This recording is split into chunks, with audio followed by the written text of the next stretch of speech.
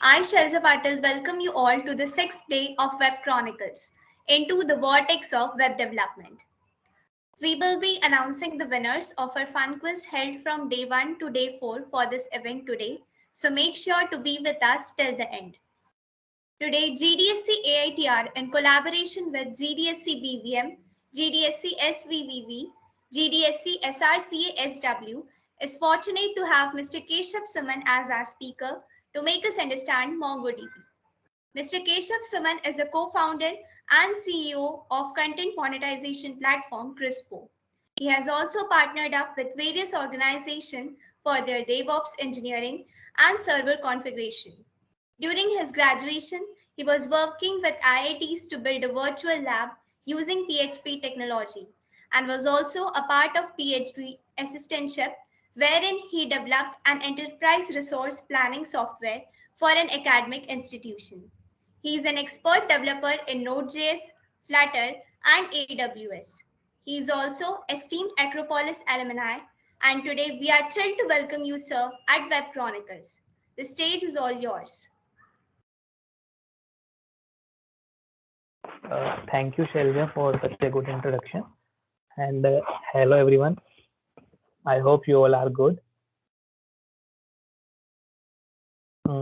For today, now let's start our presentation on MongoDB.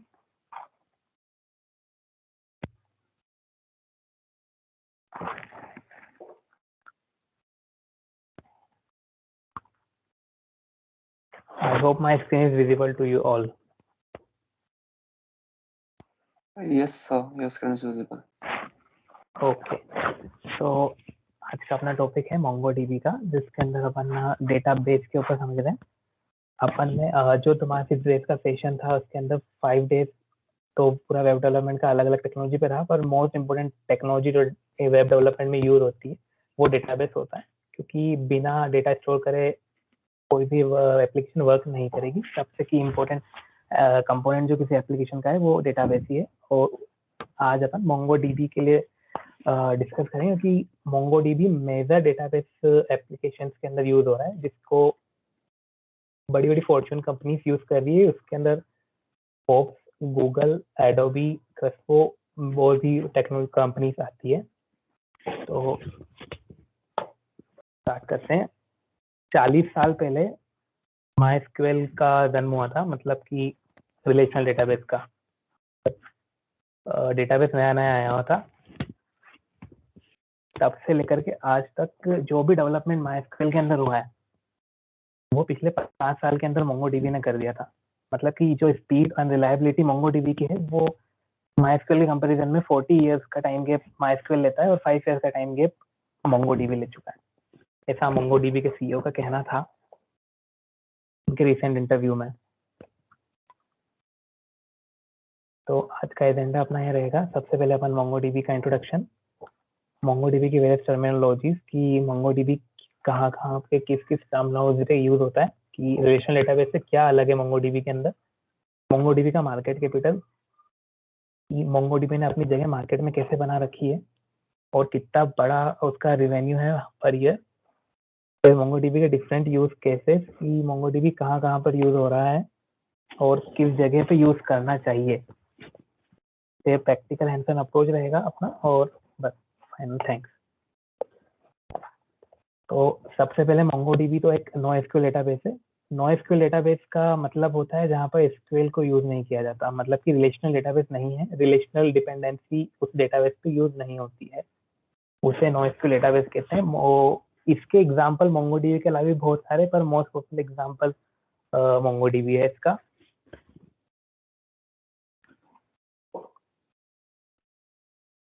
MySQL जो database होते हैं उसके अंदर MongoDB टॉप पर है, उसके बाद AWS का DynamoDB आता है। CouchDB एक अच्छा एग्जांपल है इसके लिए, जो कि इसका अल्टरनेटिव भी है MongoDB के। Firebase is also a NoSQL database और नॉन रिलेशनल ऑल्सो। तो MongoDB बेसिकली ना, NoSQL का मतलब होता है कि बिना SQL वर्क करेगा, लेकिन उसके अंदर भी 2 सेक्शन होते हैं। एक ऑब्जेक्ट ओरिएंटेड डेटाबेस होता है, एक file based file oriented database होता है। तो MongoDB जो है ऑब्जेक्ट या डॉक्यूमेंट बेस्ड ओरिएंटेड डेटाबेस है, जिसके अंदर ऑब्जेक्ट या डॉक्यूमेंट स्टोर करता है फाइल। ठीक है, MongoDB के की फीचर्स क्या क्या है वो मैं बता देता हूँ, क्योंकि MongoDB किस लिए डिफरेंट है SQL से। उसका सबसे पहला पॉइंट होता है कि वो स्कीमा लेस होता है। स्कीमा लेस का ये मतलब है कि MongoDB जब अपन MySQL को डिफाइन करते हैं तो अपनों को टेबल्स को पहले से डिफाइन करना पड़ता है कि क्या स्ट्रक्चर रहेगा टेबल का, कितने कॉलम रहेंगे, कॉलम का डेटा टाइप क्या रहेगा हर एक कॉलम का, ये पहले से बताना पड़ता है। उसके बाद ही टेबल जो है फॉर्म होती है और उसके बाद उसके अंदर डेटा स्टोर होता है। पर MongoDB के अंदर ऐसा नहीं है, स्कीमा आपको नहीं बताना है पहले भी कुछ भी। आप डायरेक्टली डेटा इंसर्ट करेंगे, जो आपने इंसर्ट किया है वो ऑटोमेटिकली इंसर्ट हो जाएगा।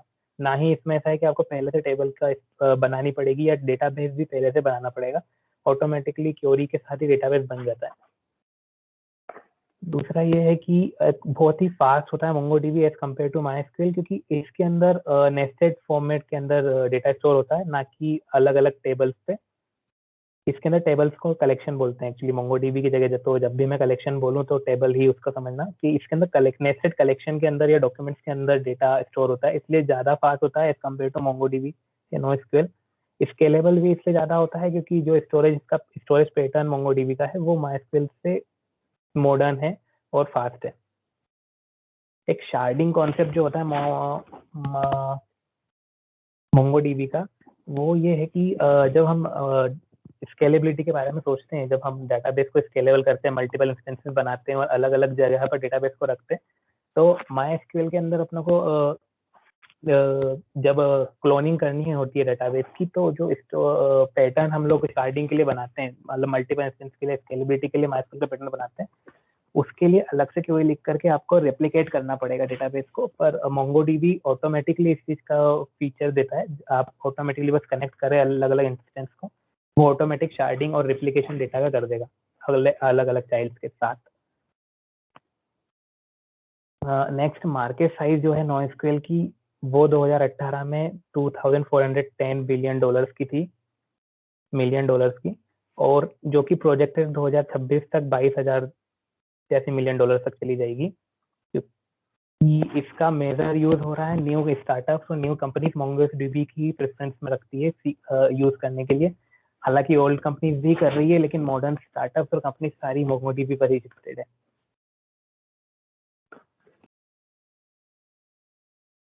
तो ये कुछ ट्रस्टेड ब्रांड्स थे जो कि MongoDB को यूज करते हैं ऐसे उन डेटाबेस। हालांकि MongoDB के साथ में उनके पास रिलेशनल डेटाबेस भी होते हैं, MySQL या CouchDB या Cassandra भी, मगर MongoDB भी उनके डेटाबेस की लिस्ट में शामिल होता है। तो फायरबेस है तो गूगल को तो ऑब्वियसली कर ही रहा है, तो ये सारे MongoDB को यूज करते हैं। MongoDB के अल्टरनेटिव जो क्या होते हैं, मैंने इसके पहले ही बताया, MongoDB के मेजरली बहुत अल्टरनेटिव थे, लेकिन जो 3 कंप्यूटर मेजर है MongoDB के, वो है AWS का वो DynamoDB। ये एग्जैक्टली MongoDB का ही क्लोन है, बट इसके अंदर डिफरेंस ये है कि जो प्राइमरी की होती है MongoDB की, वो 2 पार्ट्स के अंदर स्टोर होती है DynamoDB में। बाकी same structure, same query, same pattern और सेम टूल्स वो बड़ा DynamoDB पे वर्क कर जाएंगे।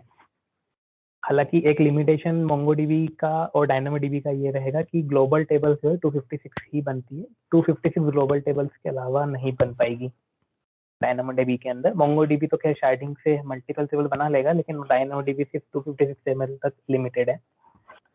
फायरबेस भी एक अच्छा, फायरबेस डॉक्यूमेंट स्टोरेज जो है ना, वो बहुत अच्छा इसका कंपटीटर है, बट फायरबेस के अंदर क्वेरीज लेवल की नहीं है, नेस्टेड लेवल पे क्वेरीज नहीं लिख सकते, क्वेरीज लिमिटेड है, और जो डेटा रिट्रीवल टेक्नोलॉजी है फायरबेस की वो भी बहुत कम है एज कम्पेयर टू MongoDB के अंदर रिच क्वेरी सेट मिलता है और डाटा रिट्रीवल भी रियल टाइम हो जाता है। फायरबेस के अंदर डेटा सेम जगह रिप्लिकेट करने के लिए अलग डेटाबेस होता है, उसका नाम फायरबेस रियल टाइम डेटाबेस होता है, पर ये अलग होता है, वो ऑब्जेक्ट बेस्ड नहीं है। और CouchDB भी एग्जैक्टली सेम MongoDB जैसा है, लेकिन इसका लाइब्रेरी एंड इम्प्लीमेंटेशन अलग होता है। बाकी ये MongoDB को ही क्लोन करके ही बनाया गया था एक डेटाबेस। मेजर 3 अल्टरनेटिव है MongoDB के। इसके अलावा जो अल्टरनेटिव है वो RethinkDB या Cassandra भी है, पर वो इतने कंसिडर नहीं किए जाते हैं। MongoDB का एप्लीकेशन वैसे तो हर जगह हो जाता है, ऐसा कुछ नहीं है जहाँ पे MongoDB अप्लाई नहीं हो रहा हो। कोई ऐसी लैंग्वेज नहीं है, पाइथन, C#, जावा, नोड.js, हर जगह MongoDB का ड्राइवर्स अवेलेबल है ताकि अपन उनको कनेक्ट कर सकें। लेकिन तो क्योंकि इतनी सारी जगह टेक्निकल एप्लीकेशन हो रही है, तो जो प्रैक्टिकल इम्प्लीमेंटेशन है MongoDB का, वो भी अलग अलग फील्ड्स के अंदर है, जिसमें मोबाइल एप्लीकेशन है, डेटा एनालिटिक्स है। डेटा एनालिटिक्स MongoDB यूज होता है जब आपको रियल टाइम पे एनालिटिक्स चाहिए होते हैं, और एक्चुअली MongoDB खुद एनालिटिक्स का एक टूल प्रोवाइड करता है, MongoDB कंपास नाम है उसका। वो रियल टाइम पे एनालिटिक्स डेटा के दे देता है जो प्री डिफाइंड उसके अंदर सेट है। थर्ड है वेब एप्लीकेशन के अंदर मेजरली हो ही रहा है डेटा MongoDB का यूज। रियल टाइम एनालिटिक्स जैसा मैंने भी बोला, इंटरनेट ऑफ थिंग्स के अंदर भी MongoDB बहुत ज्यादा यूज हो रहा है क्योंकि वो रियल टाइम पे क्यूरी एक्शन परफॉर्म करता है। थर्ड है गेमिंग में भी MongoDB का बहुत ज्यादा यूज है।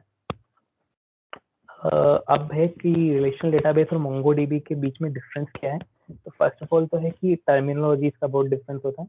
हम जहाँ पर SQL के अंदर या फिर रिलेशनल डेटाबेस के अंदर टेबल जिस चीज को बोल रहे होते हैं उसी को कलेक्शन बोलते हैं MongoDB में। और जिस चीज को हम लोग रो बोलते हैं रिलेशनल डेटाबेस में, हम जब टेबल बनाते हैं तो एक रो इंसर्ट करते हैं, वहां पे हम लोग इसको डॉक्यूमेंट बोलते हैं। डॉक्यूमेंट एक्चुअली जेसन ऑब्जेक्ट होता है, जेसन फील्ड वाला एक फाइल होती है जिसके अंदर जेसन हम लोग स्टोर करते हैं। Third is column.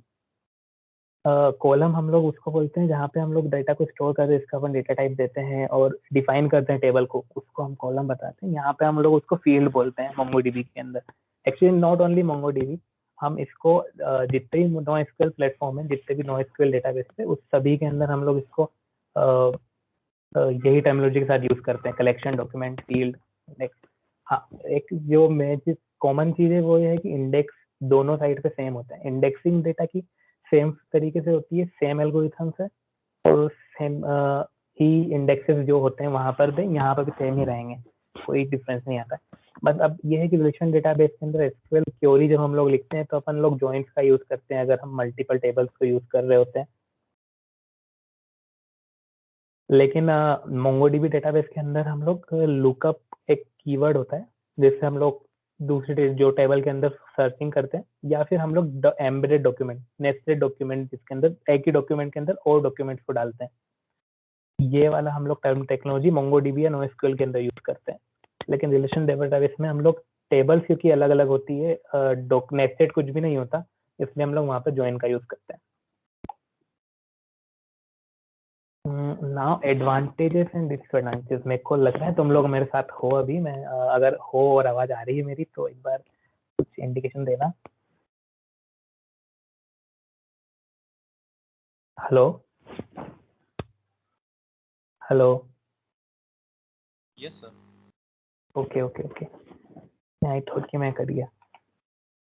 ठीक है, एडवांटेजेस और डिसएडवांटेजेस की बात करें तो फर्स्ट ऑफ ऑल तो ये है कि स्कीमा लेते तो आपको डेवलपर से स्कीमा बनाने की जरूरत नहीं होती है।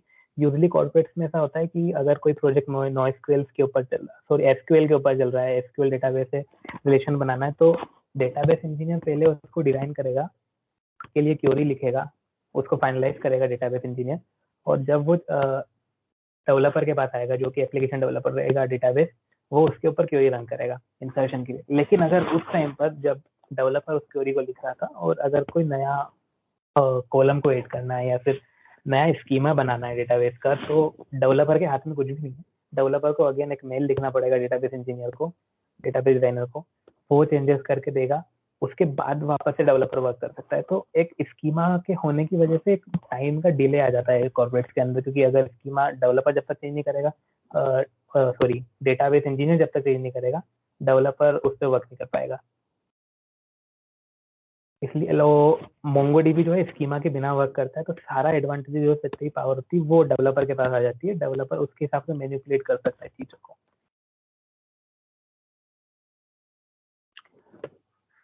और जैसा कि मैंने बताया, ज्वाइन तो सपोर्ट करता ही नहीं है Moz, क्योंकि इसके अंदर नेस्टेड डॉक्यूमेंट हो जाते हैं, और नेस्टेड डेटा स्टोर हो सकता है। इस वजह से जॉइन की जरूरत नहीं है, क्योंकि जॉइन हम लोग इस तब यूज करते हैं जब मल्टीपल टेबल पे डेटा चाहिए। हम लोग एक ही टेबल के अंदर किसी फील्ड में मल्टीपल डेटा का टी टेबल को कनेक्ट करके रख सकते हैं।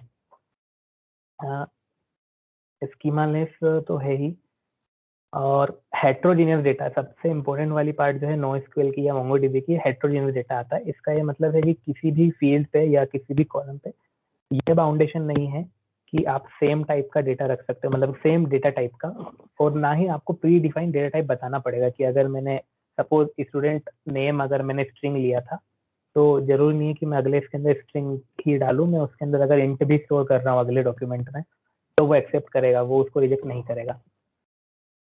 मतलब कि डेटाबेस का ऊपर डेटा टाइप के ऊपर बाउंडेशन नहीं होता है। दूसरा है कि हेट्रोजीनियस डेटा होता है कि आप किसी भी टाइप का, अगर मेरे किसी टेबल के अंदर एक डॉक्यूमेंट के अंदर 5 कॉलम है, तो इट इज नॉट नेसेसरी कि मेरे को अगली कॉलम के अंदर 5 ही रखना है। मैं उसके अंदर 10 भी रख सकता हूँ, 7 भी रख सकता हूँ, या सिर्फ 2 ही कॉलम रखूँ या फील्ड रखूँ, ये डिपेंड कर सकता है डेवलपर पे। पर ऐसा कुछ बाउंडेशन नहीं है MongoDB की तरफ से कि उसको सेम स्ट्रक्चर रखना ही पड़ेगा डॉक्यूमेंट का। और क्योंकि वो इतने सारे फीचर्स दे रहा है, तो हाई परफॉर्मेंस और अवेलेबिलिटी और स्केलेबिलिटी तो मस्ट हो ही जाती है सारी चीज़ों के बाद। क्योंकि जो स्टोरेज पैटर्न MongoDB ने बैकएंड के अंदर रख रखा है, उसका जो वो एल्गोरिथम रन करता है स्टोर करने के लिए डेटा, वो उन्होंने स्मार्टली लिख रखी है कि वो रिलेशनल डेटाबेस पे की जगह पे हायर परफॉर्मेंस में या फास्ट तरीके से डेटा रिट्रीव करता है हार्ड डिस्क से और दे देता है। ये एडवांटेज होगा। बाकी अब अगर हम डिसएडवांटेजेस देखते हैं MongoDB के, तो दिक्कत ये है कि जब भी MongoDB रन होता है सर्वर पे, तो वो मेमोरी थोड़ी ज़्यादा कंज्यूम करता है। मतलब कि RAM consumption as compare to NoSQL high होता है। तो हायर रैम के सिस्टम रिक्वायर्ड होते हैं उस टाइम पे जब आपको MongoDB जैसे एप्लीकेशन को रन करना होता है। और एक ये है कि जब हम किसी भी रो को इस व्यू सेव करते हैं या किसी डॉक्यूमेंट को सेव करते हैं, तो डॉक्यूमेंट का साइज 16 MB से ज़्यादा नहीं होता किसी एक डॉक्यूमेंट का। हालांकि प्रैक्टिकली ये जाता नहीं है, यूजुअली इतना जाएगा नहीं 16 MB तक। वो एक MB भी अगर चला गया तो भी बहुत बड़ी बात है। लेकिन अगर फिर भी अगर एक्सट्रीम कंडीशन या एकदम वर्स्ट कंडीशन में देखा जाए, तो 16 MB का अगर कोई डॉक्यूमेंट होता है, उसके बाद वो उस डॉक्यूमेंट को स्टोर नहीं करता है। एक डॉक्यूमेंट की स्टोरेज साइज होती है 16 MB। और ये जब भी नेस्टेड, मैंने बताया नेस्टेड लेवल पे स्टोरेज करता है डेटा को, तो जब भी नेस्टिंग होगी ना, तो जितने नेस्टिंग लेवल बढ़ेगी बढ़ती जाएगी, वो उतना ज़्यादा मेंटेन कर लेगा। लेकिन एक टाइम आता है जब नेस्टिंग लेवल को वो लेना बंद कर देता है। वो लेवल होती है 100। जब 100 टाइम अगर मैंने डॉक्यूमेंट को नेस्टेड कर दिया, तो वो अगली बार 101 टाइम जो नेस्टिंग अगर मैं करता हूँ डॉक्यूमेंट की, तो वो एक्सेप्ट नहीं करेगा।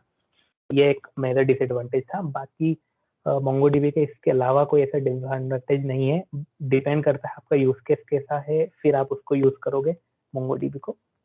अब वन मेन काम पे आते हैं कि अपन को इंस्टॉल कैसे करना है और इसको यूज कैसे करना है। डेटाबेस के अंदर ऐसा है कि जब अपन स्टोर कर लेंगे ना, तो एप्लीकेशन के साथ कनेक्ट करके, क्योंकि शायद कल का सेशन तुम्हारा Node.js का था, तो उसके अंदर तुमको कनेक्शन नहीं बताया होगा MongoDB का। तो एक बार मैं कनेक्शन बता देता हूँ, और क्वेरी कैसे रन करना है MongoDB में वो, और डेटाबेस को रन कैसे करना है वो। तो इंस्टॉलेशन सबसे सिंपल है MongoDB का। यहाँ पे कुछ नहीं करना है, MongoDB की ऑफिशियल वेबसाइट पे जाना।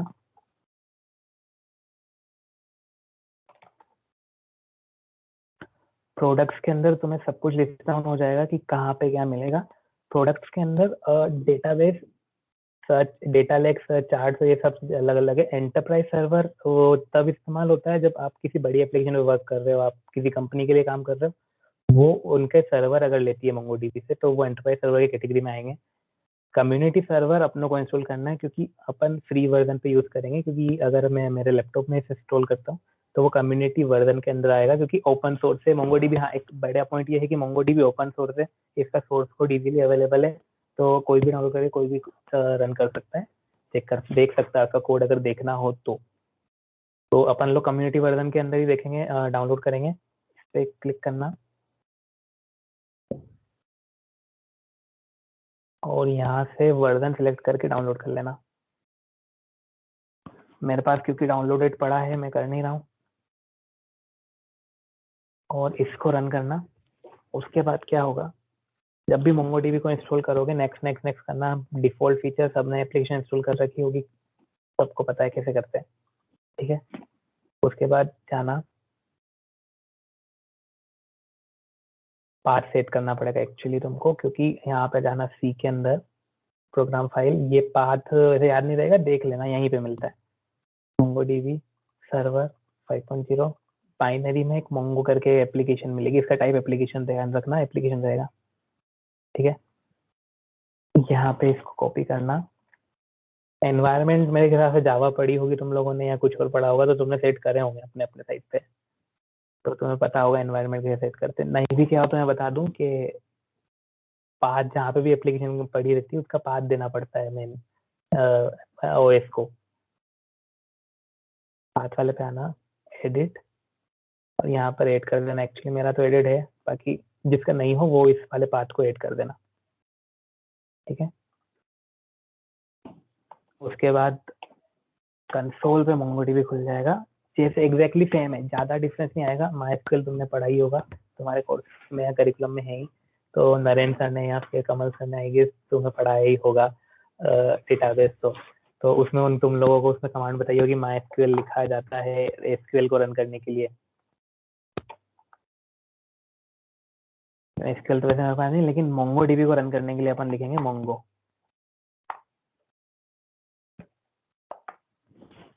तो MongoDB रन हो जाएगा।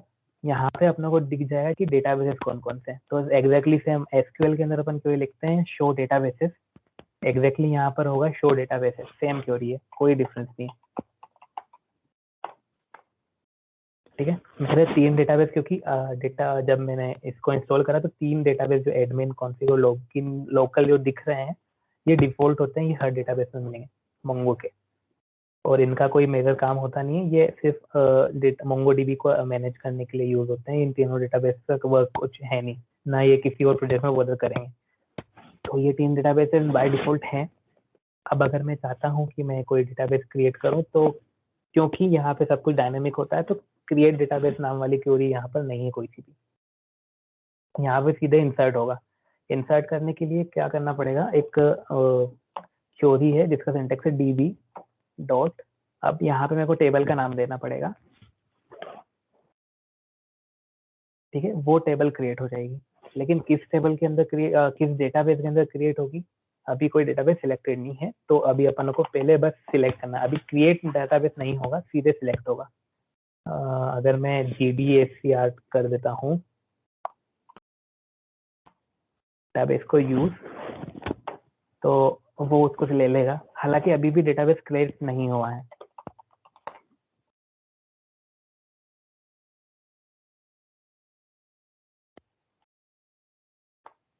तीन डेटाबेस ही है, लेकिन उसने उसको यूज कर लिया है, मतलब स्विच हो चुका है वो GDSC पे।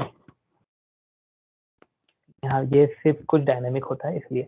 अब अगर मैं डेटाबेस डॉट माई टेबल डॉट इंसर्ट, एक क्वेरी है जिससे अपन डेटाबेस को इंसर्ट करते हैं। SQL के अंदर एग्जैक्टली सेम होता है, इंसर्ट इनटू टेबल नेम और फिर कॉलम डेफिनेशन एंड डेटा।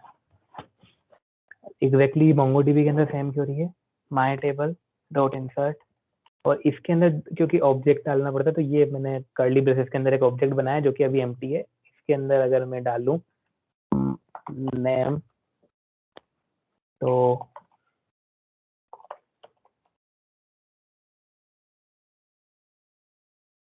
ये रहेगा, एक नेम ऑब्जेक्ट है। इसके अलावा मेरा कॉलम हो गया, यहीं पे मैं देखूं मेरा जो फील्ड हो गया ना वो नेम है, उसकी नेम की वैल्यू कैसे मैंने माई टेबल के अंदर एक डॉक्यूमेंट क्रिएट किया और मैं एंटर करता हूँ, तो राइट रिजल्ट इंसर्टेड 1। अब अगर मैं डेटाबेस देखूंगा GDSC, तो मुझे दिख जाएगा क्योंकि उसके अंदर डेटा आ चुका है, ठीक है। और अगर मेरे को सिलेक्ट वाला देखना है, ये हो गया इंसर्ट क्वेरी। अगर मेरे को सिलेक्ट वाली क्वेरी जो SQL में होती है वो यहाँ लगानी है, तो सेम है, डेटाबेस डॉट डेटाबेस का नाम, सॉरी टेबल का नाम डॉट फाइंड एंटर, तो जो मेरा था हाँ वो आ जाएगा। हाँ, अब जब भी कोई डॉक्यूमेंट को हम लोग स्टोर करते हैं MongoDB में, तो वो उसको एक पर्टिकुलर एक ID देता है, हम एसक्यूएल में उसको प्राइमरी की बोलते हैं, यहाँ पे उसको अंडरस्कोर आईडी होता है जो कि एक पर्टिकुलर आईडी होती है जो कि वो खुद प्रोवाइड करेगा। इसमें अपने को कुछ हैंडल करने की जरूरत नहीं है। उसका डेटा टाइप ऑब्जेक्ट आईडी होता है और ये 16 कैरेक्टर लॉन्ग एक यूनिक आईडी होती है जिसके अंदर स्टोरेज का जो जहाँ पे उसने डॉक्यूमेंट को स्टोर किया है उसका एड्रेस स्टोर है, जो कि सिर्फ MongoDB समझ सकती है। तो जब भी अगर अपन सर्च करते हैं तो फाइंड बाय आईडी के थ्रू अपन किसी ऑब्जेक्ट को सर्च कर सकते हैं। हालांकि आईडी आपको पता होना चाहिए क्योंकि रन करने के पहले। मैंने सिर्फ नेम केशव डाला था और ये आईडी उसने पर्टिकुलर डाली है जो कि हर डॉक्यूमेंट के अंदर होती है MongoDB के। ठीक है, ये बेसिक क्वेरीज जो थी यहाँ कंसोल से कैलकुलेट कर सकते हैं। एग्जैक्टली सेम इसके लिए एक टूल है MongoDB कंपास नाम से। MongoDB कंपास जो ग्राफिकल टूल है वो भी यहीं से सेम इंस्टॉल होगा, बता देता हूँ। तो वापस से अगेन इस वेबसाइट पे आना, प्रोडक्ट में जाना, टूल्स वाले सेक्शन में तुमको कंपास दिखेगा। कंपास नाम है इसका, ठीक है। डाउनलोड पे क्लिक करना,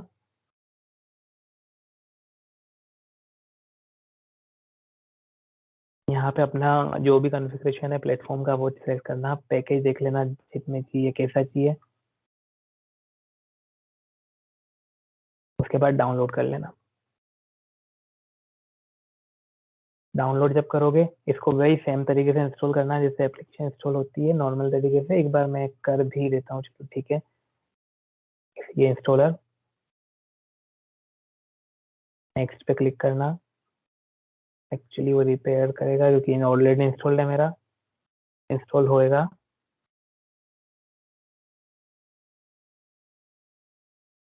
डन। अब मैं MongoDB खोलता हूँ कंपास।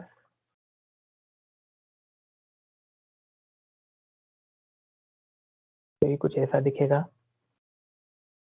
मुझे लोकल होस्ट के ऊपर मेरा एक सर्वर मिल जाएगा जिसको मैं कनेक्ट कर सकता हूँ, लेकिन फर्स्ट टाइम पे वहाँ पे लोकल होस्ट वाला दिखेगा नहीं, अवेलेबल नहीं होगा तुमको।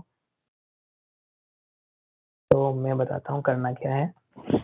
ये इसको बोलते हैं कनेक्शन क्वेरी। जब भी हम लोग डेटाबेस बनाते हैं MongoDB का और किसी भी एप्लीकेशन के अंदर कनेक्ट करते हैं या प्रोग्रामिंग लैंग्वेज के थ्रू अपन कनेक्ट करते हैं डेटाबेस को, तो डेटाबेस रिमोटली किसी सर्वर पे पड़ा रहेगा। अगर हम AWS यूज करेंगे तो AWS पे पड़ा है, या गूगल क्लाउड पे पड़ा है, या कहीं और पड़ा रहेगा। जो भी हम प्लेटफॉर्म यूज कर रहे हैं वहाँ हमारा डेटाबेस पड़ा है। उसको कनेक्ट करने के लिए एक यूनिक स्ट्रिंग URL होती है। उस URL का हमेशा स्टार्टिंग पॉइंट होगा MongoDB नाम से। ये वो की प्रोटोकॉल है। जैसे हम लोग वेब URL को HTTP प्रोटोकॉल से एक्सेस करते हैं, MongoDB को एक्सेस करने के लिए MongoDB का एक खुद का प्रोटोकॉल है। तो हम प्रोटोकॉल सबसे पहले लिखेंगे कोलन, एग्जैक्टली सेम जैसा HTTP में होता है, कोलन /, फिर हम लोग वहाँ का IP एड्रेस देंगे। IP एड्रेस जिस भी सर्वर पे पड़ा है उस सर्वर का IP एड्रेस, क्योंकि ये मेरे सेम लैपटॉप पे है तो मैं लोकल होस्ट पे ही रहूंगा। तो लोकल होस्ट का IP एड्रेस .0.0.1 कोलन। अब इसका पोर्ट नंबर होता है बेसिक पोर्ट नंबर, जो डिफॉल्ट पोर्ट नंबर MongoDB का है वो है 27017। जैसे कि SQL का होता है 3306, MySQL का डिफॉल्ट पोर्ट नंबर 3306 होता है, उस पर ही हमेशा MySQL रन होता है हर एक जगह पे। और वैसे इसका एक डिफॉल्ट पोर्ट नंबर है 27017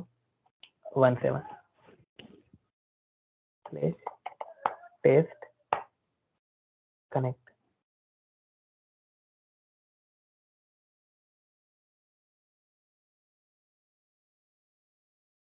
और जैसे मैं कनेक्ट पे क्लिक करूंगा इसने मुझे सर्वर के साथ कनेक्ट कर दिया।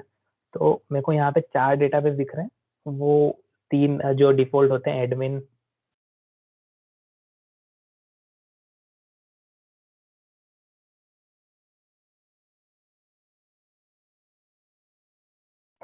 एडमिन, कॉन्फिग, लोकल, ये 3 तो डिफॉल्ट थे ही। उनका जो भी स्टोरेज साइज है वो भी दिख रहा है, कितने कलेक्शन मतलब कितनी टेबल है उसके अंदर वो दिख रही है, और इंडेक्सिंग कितनी हुई है वो दिख रहा है। क्योंकि एक टेबल है तो एक ही इंडेक्स अभी बनाया होगा, वो भी आईडी के बेसिस पे।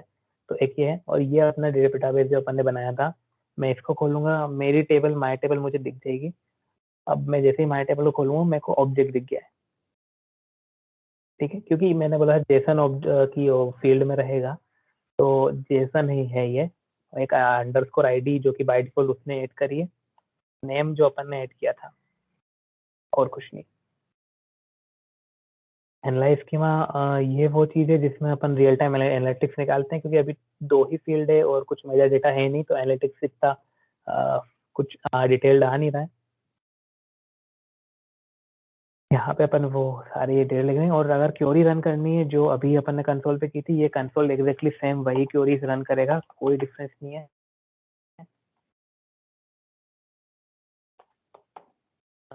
जो उधर रन करी थी। हालांकि ये एक यूआई टूल है, तो अगर क्वेरी रन नहीं करना है तो यूआई के थ्रू भी अपन बहुत कुछ कर सकते हैं। यहाँ पे भी अपन सर्च करने के लिए क्वेरी लिख सकते हैं। अगर मेरे को कुछ नया करते हैं। अब ये हो गया है टूल कलेक्शन वाला। एक नया टेबल अपन बनाएंगे, लेकिन अब अपन जब टेबल बनाएंगे तो अपन बनाएंगे प्रोग्रामिंग के थ्रू। ये अपन ने बनाई था कंसोल के थ्रू। ये अपन मान लो कि कंपास टूल के थ्रू बनाया था। अब अपन नोड.जेएस के अंदर मोंगोडीबी कनेक्ट करते हैं, फिर प्रोग्राम के थ्रू अपन अपना एक डेटाबेस बनाएंगे और टेबल के अंदर डेटा स्टोर करेंगे। तो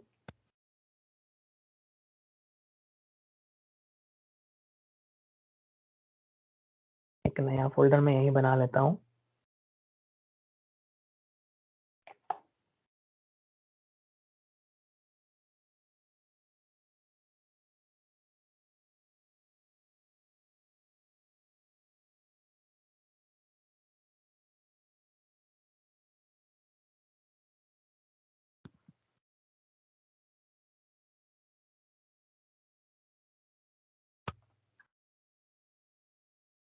ठीक है, सबसे पहले कल तो तुम्हें नोड.जेएस का प्रोजेक्ट बनाना तो सर ने शायद बताया होगा, तो मैं भी अभी वही कर रहा हूँ।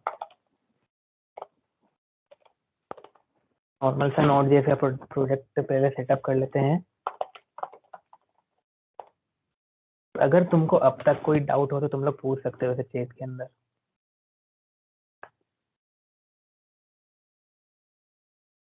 अच्छा, कमांड के अंदर एक्चुअली ना मैं चैट देख नहीं पा रहा हूँ, तो अगर कोई ऐसा उस टाइम पे कोई चैट आया ना तो प्लीज मेरे को ना बता देना, जो भी स्पीकर है। ठीक है, कमांड वैसे तुम लोगों को समझ तो आ रहा है ना?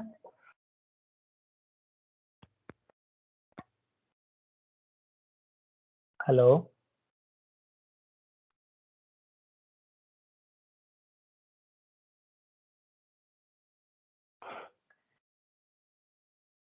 ठीक है। हाँ, अगर कहीं पे भी कुछ ऐसा लगे कि मैं थोड़ा फास्ट बोल रहा हूँ या ज़्यादा जल्दी बोल रहा हूँ तो टोक देना, और जो भी स्पीकर है प्लीज़ एक बार बता देना कि मैं अगर चैट नहीं देख पाऊँ तो किसी का वो आया है ना। तो अब अपन मोंगोडीबी को उसके साथ कनेक्ट करते हैं। पाथ नहीं मिल रहा है, difference in NoSQL and SQL. Okay, path अगर नहीं मिल रहा है तो पाथ के लिए मैं बेसिक बता देता हूँ। सबसे पहले जाना सी ड्राइव के अंदर। सी ड्राइव के अंदर आएगा प्रोग्राम फाइल्स, एक फोल्डर है, उसके अंदर मोंगोडीबी और दो मोंगोडीबी कंपास। कंपास अपना टूल है यूआई बेस्ड जो अपन ने अभी चलाया था, और मोंगोडीबी अपना मेन सर्वर है। तो इसके अंदर एक फोल्डर में जाएगा मोंगोडीबी नाम से।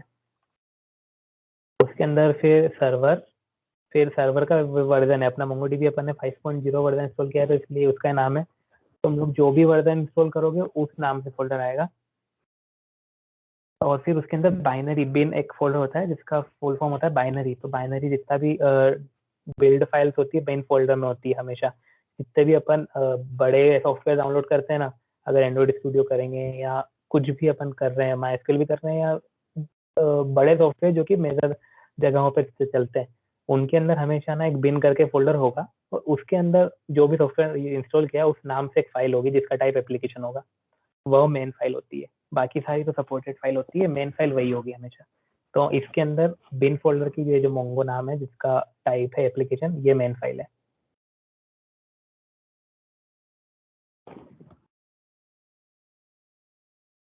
ठीक है, तो एक बार ये पाथ देख लेना। पाथ वैसे मेरे इसमें सी फोल्डर ड्राइव के अंदर ओएस इंस्टॉल्ड है, इसलिए सी है। जिस भी ड्राइव के अंदर ओएस इंस्टॉल होगा तुम्हारा उसके अंदर मिलेगा, लेकिन प्रोग्राम फाइल मोंगोडीबी सर्वर ये तो कांस्टेंट रहेगा हर जगह पे। और 5.0 वर्जन नेम है मेरा वाला, तुम लोग जो इंस्टॉल करोगे तुम्हारा वाला वर्जन आएगा। उसके बाद बिन, ठीक है। ओके, हाँ, तो एसक्यूएल और नो एसक्यूएल का डिफरेंस, एसक्यूएल और नो डिफरेंस का डिफरेंस ये है कि एसक्यूएल मेजर डिफरेंस जो है मैंने बताया कि स्कीमा लेस होता है, स्कीमा डिफाइन नहीं करना पड़ा। जैसे अभी अपनों को टेबल को तो अपन ने नाम दे दिया था यूज करने के, लेकिन टेबल पहले डिफाइन नहीं करनी पड़ी। क्रिएट टेबल जीडीएससी ऐसा क्योरी अपन ने रन ही नहीं करी है, ऑटोमेटिक बनी है, कोई स्कीमा नहीं दिया। टेबल के अंदर अपन ने नाम जो है इंसर्ट कर दिया था नाम के लिए, लेकिन मैंने टेबल के अंदर कहीं पे फील्ड ऐड नहीं किया था कि एक नाम नेम नाम से एक फील्ड आएगा उसमें अपन डेटा डालेंगे, ऐसा कहीं पे हुआ नहीं था। डायरेक्ट उसने स्टोर कर दिया।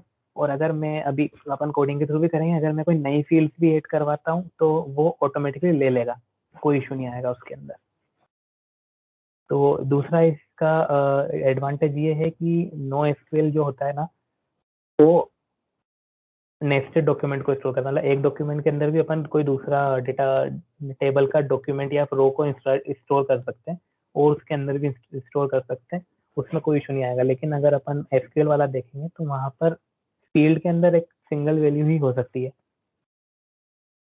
मतलब अगर तुम देखो तो कि तुमने कभी एसक्यूएल या रिलेशनल डेटाबेस के अंदर कॉलम के अंदर अरे को स्टोर नहीं किया होगा कभी भी, या फिर तुमने कभी डिक्शनरी या फिर मैप को स्टोर नहीं किया होगा।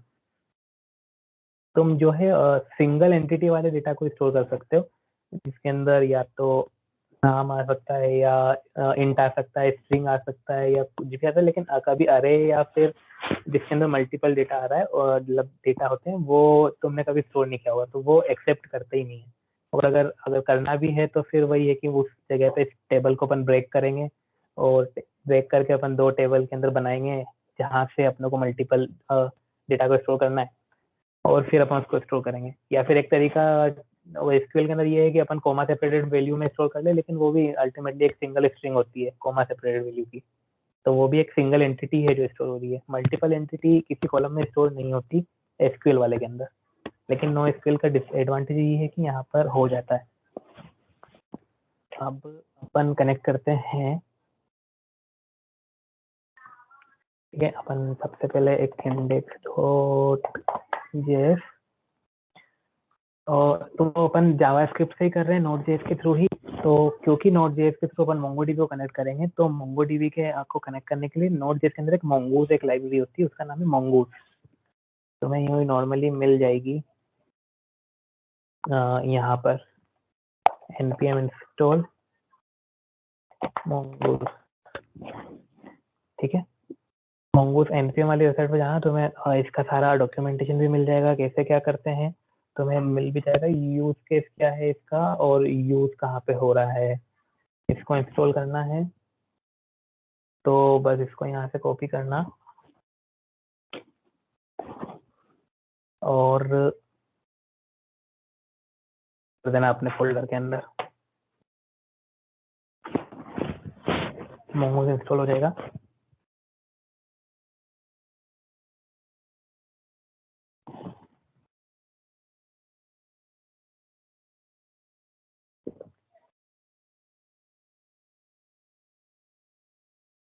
ठीक है, पैकेज.json में देखूंगा डिपेंडेंसी जो है मेरी mongoose आ गई है लेटेस्ट वर्जन उनके साथ,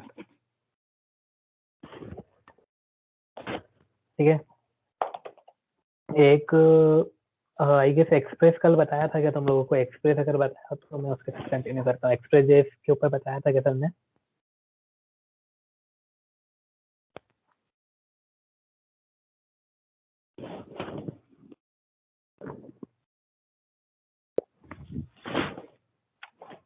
अच्छा ठीक है, बिना एक्सप्रेस जेएस के अपन, या फिर मैं एक्सप्रेस बता दूं, बताओ क्या करना है। एक्सप्रेस जेएस भी इंट्रो कर दूं क्या इसमें? क्योंकि वो एक्सप्रेस जो है एपीआई बनाने के लिए यूज होता है नोड जेएस के अंदर, 90% मार्केट एक्सप्रेस जेएस ने कैप्चर किया है नोड जेएस का। तो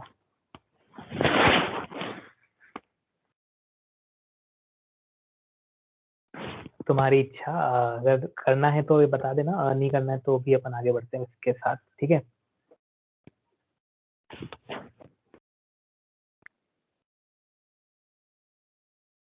तो ठीक है, अपन एक नो एक्सप्रेस जेएस भी कर देते, तो अपन के सेम तरीके से जैसे mongoose इंस्टॉल किया है अपन एक्सप्रेस को इंस्टॉल करेंगे। एक्सप्रेस और सेम मेरी पैकेज जेसन वापस अपडेट हो जाएगी नई डिपेंडेंसी के साथ, जो कि रहेगी एक्सप्रेस.js। ठीक है, एक्सप्रेस.js का यूज कहाँ आता है ये मैं बता दूं। एक्सप्रेस.js ना हमेशा एप्लीकेशन का बैकएंड बनाने के लिए यूज होता है। नोड.js में जब हम लोग बैकएंड बना रहे होते हैं, क्योंकि ऑब्वियसली बैकएंड की ही लैंग्वेज है, बैकएंड की टेक्नोलॉजी है, लेकिन अगर हम लोग जब काम करते हैं एपीआई के लिए, बैकएंड की एपीआई अपने को बनाना है, तो अपन लोग एक्सप्रेस.js फ्रेमवर्क की यूज करते हैं। जैसे कि फ्रंट एंड में लैंग्वेज अपनी जावास्क्रिप्ट है, लेकिन अपने पास फ्रेमवर्क है एंगुलर, रिएक्ट। वैसे ही अपने टेक्नोलॉजी भले बैकएंड के नोड.js है, लेकिन उसके ऊपर जो फ्रेमवर्क रन कर रही है वो एक्सप्रेस.js है। हालांकि इसके अल्टरनेटिव है, लेकिन 90% मार्केट तो एक्सप्रेस.js का ही है। तो जहाँ पे भी तुमको इम्प्लीमेंटेशन मिलेगा नोड.js के ऊपर, वो एक्सप्रेस.js का ही मिलेगा।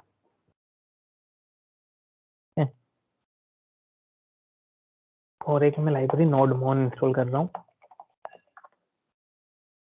नोडमोन कुछ नहीं करेगा, जब भी मैं अगर किसी फाइल में चेंज करूँगा ना, तो सर्वर को रीस्टार्ट कर देगा, और कुछ काम नहीं है इसका। ठीक है, अभी पहले अपन सर्वर बनाते हैं नोड.js के ऊपर।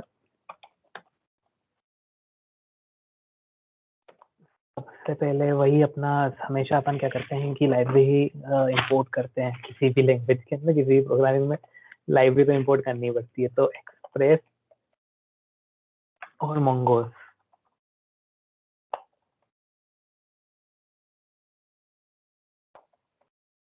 मैं दो लाइब्रेरी को इंपोर्ट कर लेता हूँ।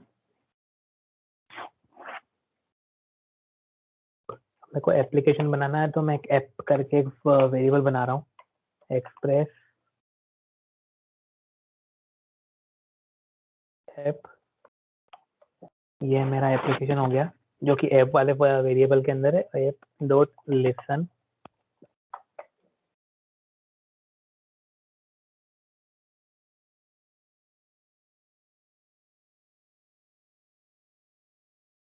और एक कॉल बैक फंक्शन जिसकी अपनों को दिखाएगा।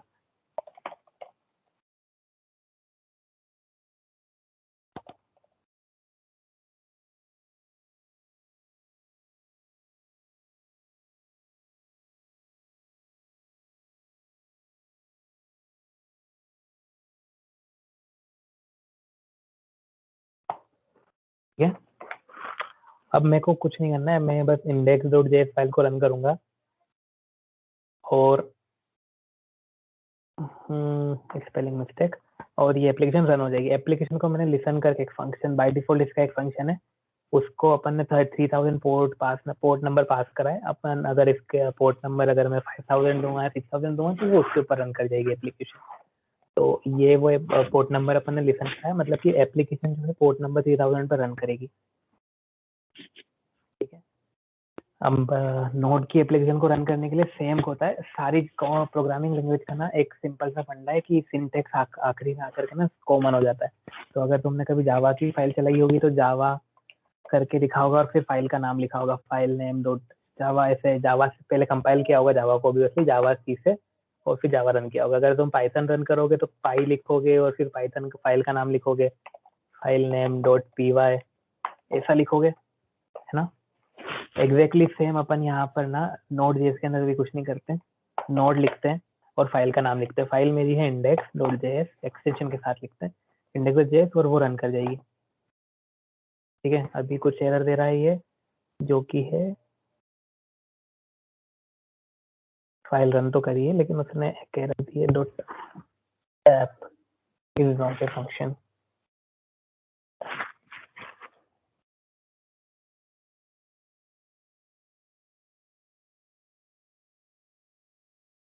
हेलो एक्सेस, ठीक है, वो अपन ने सिंटेक्स थोड़ा सा गलत लिख दिया था, डॉट ऐप नहीं आएगा, एक्सप्रेस आएगा ओनली। एक्सप्रेस अपन ने सही किया, और यहाँ पे इसने कंसोल और लॉग प्रिंट कर दिया है एप्लीकेशन रनिंग ऑन 3000। इसका मतलब एप्लीकेशन रन हो गई। अब अपनों को रन तो हो गई, लेकिन एप्लीकेशन के जब अपन लोग रिक्वेस्ट करेंगे एप्लीकेशन के ऊपर, तो वो कुछ भी अपनों को आउटपुट नहीं देगी अभी, क्योंकि अपन ने कुछ सेट किया नहीं है एप्लीकेशन के अंदर। तो मैं बता दूं कि ना, जब भी अपन लोग इंटरनेट पे वर्क सर्व करते हैं, तो शायद तुम्हें पता ही होगा कि हम लोग हमेशा HTTP प्रोटोकॉल का यूज करते हैं। अगर मैं किसी वेबसाइट पे जा रहा हूँ, तो HTTP या HTTPS एक्चुअली सिक्योर वर्जन है उसी का, लेकिन प्रोटोकॉल HTTP ही होता है अल्टीमेटली। तो जब भी हम लोग इसको यूज करते हैं ना, तो जिस भी डोमेन नेम पे एप्लीकेशन रन हो रही है, अगर गिटहब ही मैं खोलता हूँ,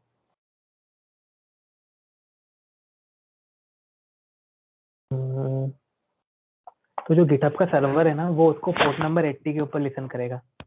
मतलब कि ये रिक्वेस्ट जाएगी उनके सर्वर पे पोर्ट नंबर 80 के ऊपर, क्योंकि 80 जो है बाय डिफॉल्ट पोर्ट नंबर होता है HTTP का। तो जब भी इसमें लिखा गया है, तो जब भी ये इसको हिट किया तो पोर्ट नंबर 80 के ऊपर रिक्वेस्ट गई, और वहां पे जो भी एप्लीकेशन थी, जो भी सर्वर था, उसने उसकी रिक्वेस्ट के हिसाब से रिस्पॉन्ड किया, और रिस्पॉन्स में उसने अपनों को HTML फाइल भेजी है, जो कि ये वाली HTML फाइल है। इंस्पेक्ट करके मैं आया था इधर, राइट क्लिक करना, इंस्पेक्ट दबाना, तो तुमको दिख जाएगा क्या HTML फाइल आई थी। ये HTML फाइल नेटवर्क वाले टैब पे अगर चेक करोगे और रीलोड करोगे ना, तो तुम्हें सारी फाइल्स का नाम भी मालूम पड़ जाएगा जो कि सर्वर ने रेस्पॉन्ड में दिया है इस वाली URL को हिट करने पे। ठीक है, उसका स्टेटस क्या था, साइज कितनी आई थी, टाइम कितना लगा था, सब कुछ दिख जाएगा यहाँ पर, और उसका टाइप क्या था। डॉक्यूमेंट स्टाइल थी CSS वाली फाइल है, स्टाइल अगर होगा उसका टाइप तो स्टाइल शीट होगी, अगर वो JS वाली फाइल होगी तो इसका टाइप स्क्रिप्ट होगा। ऐसे अलग अलग टाइप में, अगर PNG आई या जो भी आया, वो सारी अलग अलग टाइप से तुमको फाइल भी दिख जाएगी कि कौन कौन सर्वर ने रिटर्न करी है, और ये तुम किसी भी वेबसाइट के लिए देख सकते हो यहाँ पे। बस राइट क्लिक करना, इंस्पेक्ट करना। ठीक है, तो इसने बाय डिफॉल्ट गिटहब वाले सर्वर ने 80 नंबर के पोर्ट से अपनों को रिक्वेस्ट दी थी, इसलिए मेरे को यहाँ पर पोर्ट नंबर मेंशन नहीं करना पड़ा, क्योंकि डिफॉल्ट वो था। अगर यही एप्लीकेशन गिटहब के सर्वर पे किसी पर्टिकुलर पोर्ट पे चलती, सपोज करते 5000 पे चल रही, तो मेरे को कोलन लिखना पड़ता यहाँ पर डोमेन नेम के बाद, और फिर मैं 5000 लिखता, एंटर करता, उसके बाद वो मेरे को रिस्पॉन्स देता। कि ये तो देगा नहीं खैर, क्योंकि 5000 पे रन होनी थी। ऐसे ही अपन ने क्या करा है, अभी अपने सर्वर, मेरा जो लैपटॉप है, इसको ही अपन ने सर्वर बनाया है, लेकिन उसको पोर्ट नंबर 80 पे रन नहीं किया अपन ने, उसको अपन ने रन किया 3000 वाले पोर्ट पे। ठीक है, तो ये रन हो रहा है, लेकिन रेस्पॉन्स में कुछ अभी होगा नहीं, क्योंकि अपन ने कुछ सेट किया नहीं है। लोकल होस्ट, ये अपने खुद के PC का डोमेन नेम जिसका खाते हैं, और सीधा हम कैन नॉट गेट, ये रेस्पॉन्स है क्योंकि कुछ अपन ने सेट किया नहीं है, ये एक्सप्रेस की तरफ से दिया और दीवान एरर है, एक्सप्रेस ने सेट किया। अब अपन क्या करेंगे, ऐप डॉट यूज इसका एक फंक्शन है, यहाँ पे अपन पाथ देंगे स्लैश, मतलब कि रूट पाथ। अगर कुछ नहीं है तो इस वाले पाथ पे जाना है। उसके बाद एक कॉल बैक फंक्शन होता है, उसके अंदर 2 चीज पाथ होती है, रिक्वेस्ट कोमा रेस्पॉन्स।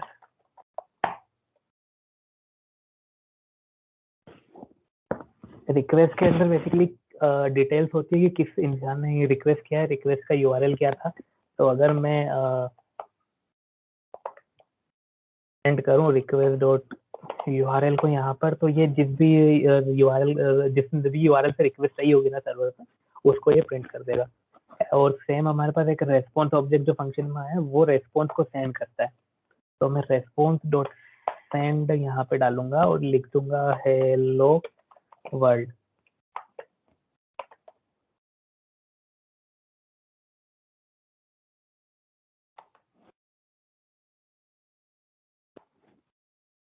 ठीक है, अब ये है कि जब भी मैं ना इस सर्वर पे इस रूट पाथ पे एक्सेस करूंगा ना, तो पहले console dot log request dot URL करेगा, वो यहाँ पर रिक्वेस्ट कंसोल होगा।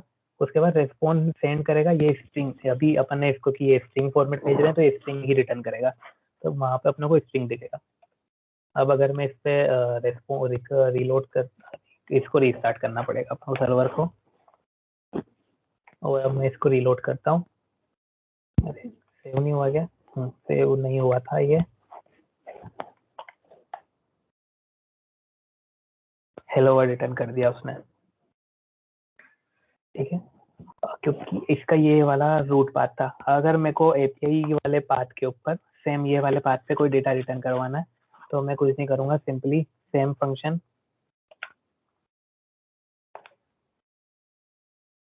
स्लैश API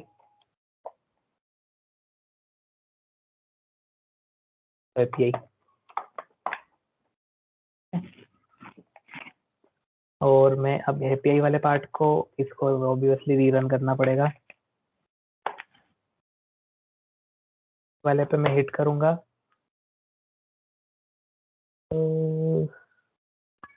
हेलो वर्ड,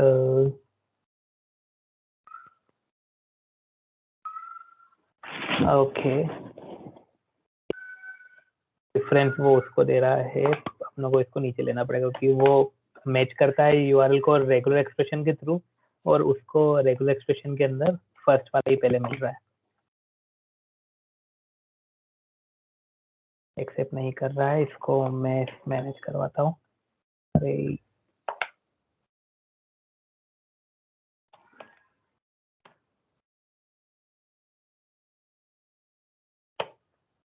तो रीस्टार्ट किया, हेलो एपीआई आ गया। ठीक है, वही प्रेफरेंस का दिक्कत हो रहा था कि जो है इसको प्रेफरेंस पहले दे रहा था क्योंकि वो रेगुलर एक्सप्रेशन से पाथ को मैच करता है, कंडीशन ट्रू होती है और वो ये वाला कॉल बैक रन कर देता था। तो अपन ने इसको बस ऊपर से नीचे शिफ्ट किया है और वो रन हो गया। अब इसमें ऐसा होगा कि ये तो अपन ने सिर्फ 2 यूआरएल डाले हैं, ऐसे मल्टीपल यूआरएल तो बहुत सारे यूआरएल बन जाते हैं और डायनेमिक यूआरएल भी बनते हैं। तो यूआरएल के अंदर अपन वेरिएबल भी डाल सकते हैं जो अपन डालते भी हैं। तो क्योंकि ये यूज एक फंक्शन है तो अपन यहाँ पर क्या करेंगे, राउटर का इस्तेमाल करेंगे। एक्सप्रेस के अंदर एक फंक्शन है राउटर, कॉन्स्ट राउटर एक वेरिएबल बनाएंगे और एक्सप्रेस डॉट राउटर का एक ऑब्जेक्ट बना लेंगे। ठीक है,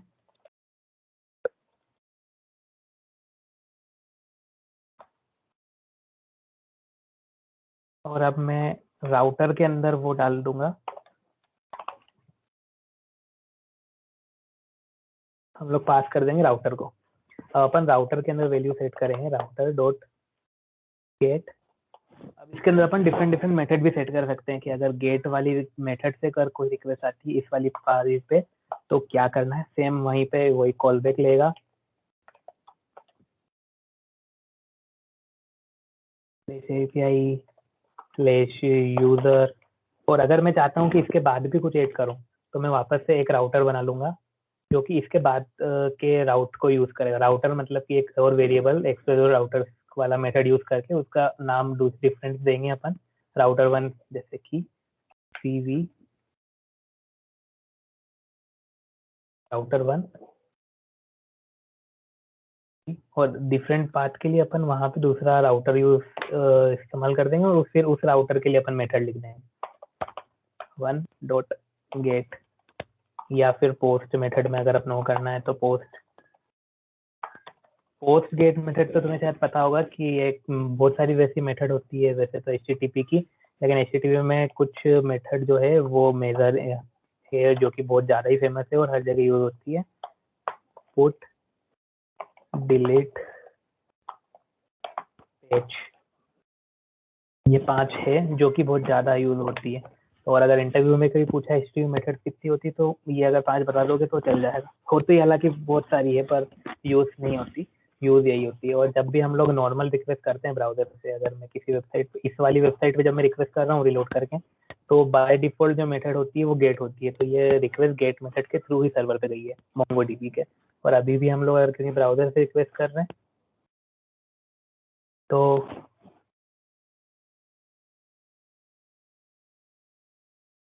ब्राउजर से हम जब इस वाले पे एप्लीकेशन पे रिक्वेस्ट कर रहे हैं तो हमेशा गेट मेथड के अंदर ही वो रिक्वेस्ट एक्सेप्ट कर रहा है। ठीक है, ये जो कंसोल के अंदर अपना पाथ रिक्वेस्ट वाला पाथ प्रिंट हो रहा था जो अपन ने पिछले वाले फंक्शन में डाला था,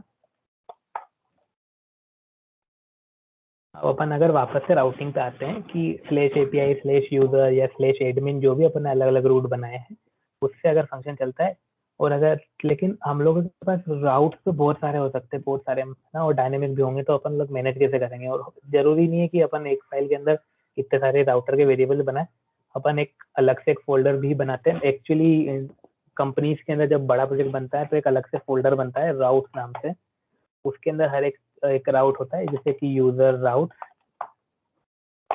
JS, और इसके अंदर फिर एक्सप्रेस को इंपोर्ट करके यूजर राउट वाली फाइल में एक्सप्रेस को वापस से नहीं बनाना है, बस ये 2 लाइनें लिखनी है, राउटर बनाना है और मॉड्यूल इसको एक्सपोर्ट करना पड़ेगा क्योंकि अपने को उधर वहां पे इंपोर्ट करना है। तो एक्सपोर्ट राउटर, एक्सपोर्ट ये वाली लाइन क्यों लिखी है ये पता नहीं हो तो मैं बता दूं, क्योंकि ये वाला जो वेरिएबल है ना, ये फाइल के लिए अपन ने बनाया है, तो ये फाइल के अंदर ये वेरिएबल एग्जिस्ट करता है, इसका एक ग्लोबल स्कोप, लोकल स्कोप के अंदर ये वेरिएबल है। लेकिन क्योंकि यही वेरिएबल को मेरे को उधर यूज करना है index.js में, यहाँ पे api.use के बाद में लगाऊंगा, इस वजह से इस वेरिएबल को मेरे को उधर इंपोर्ट करना है, और इंपोर्ट करने के लिए पहले मेरे को इस वाली फाइल से एक्सपोर्ट करना पड़ेगा। इसलिए अपन ये सिंटेक्स लिखते हैं, module.export इक्वल टू और ये वेरिएबल का नाम। और अगर मल्टीपल वेरिएबल है तो ऑब्जेक्ट के अंदर मल्टीपल वेरिएबल पास कर देना, वेरिएबल 2, वेरिएबल 4 ऐसा, तो वो एक्सपोर्ट हो जाएगा। और अपन को जब ये वाला यूजर राउट से एक फाइल बनाई है, तो अपन यूजर से रिलेटेड जितने राउट रहेंगे dot get login request comma response, सारे राउट्स को मैं यहाँ पे डिफाइन करूंगा।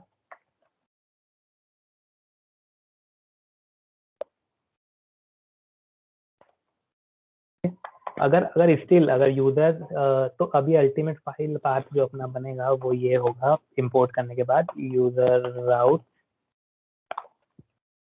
Require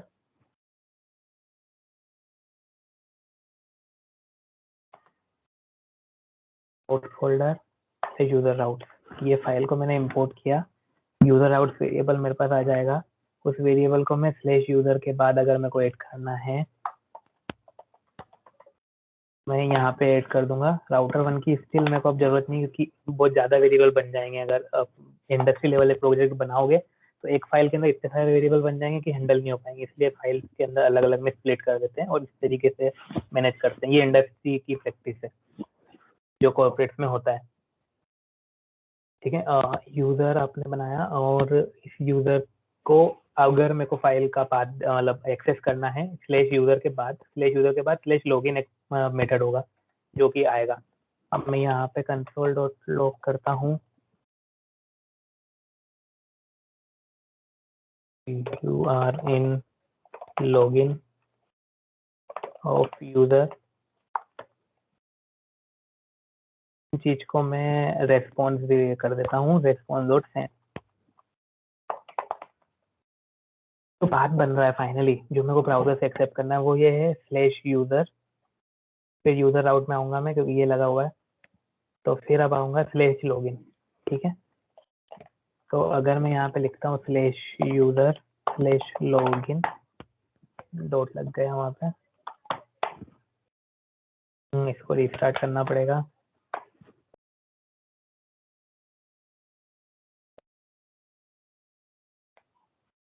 get method slash user, अच्छा ये राउटर क्योंकि यूज किया है तो यहाँ पे यूज फंक्शन यूज होगा। ठीक है,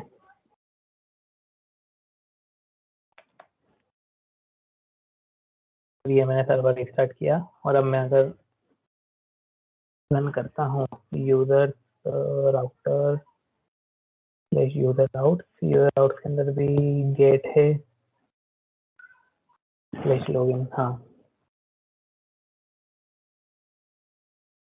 रिस्टार्ट नहीं हो रहा है या क्या हो रहा है?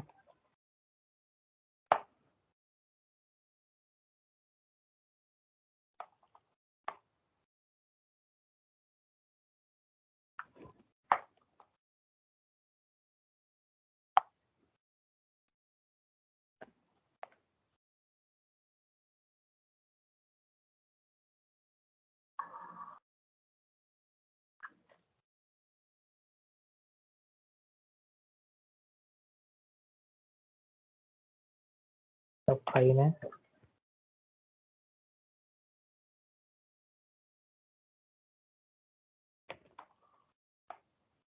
ठीक है, slash user slash not gate बोल रहा है, राउटर डॉट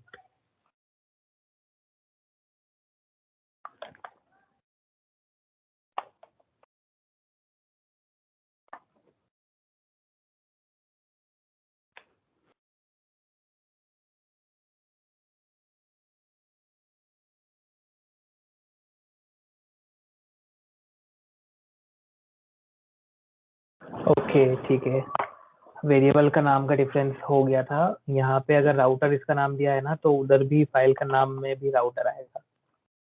ये चीज मिस्टेक हो गई थी। यूजर राउट्स आपको नाम देना पड़ेगा इधर भी और इधर भी, क्योंकि अपन लोग यहाँ पे यूजर राउट्स नाम के वेरिएबल में इसको यूज कर रहे हैं। इधर भी यूजर नाम का वेरिएबल देना पड़ेगा,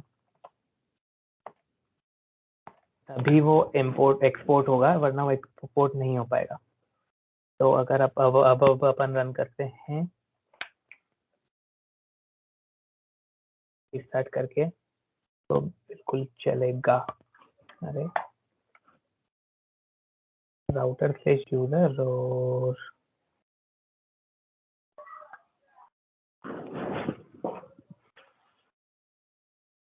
slash login.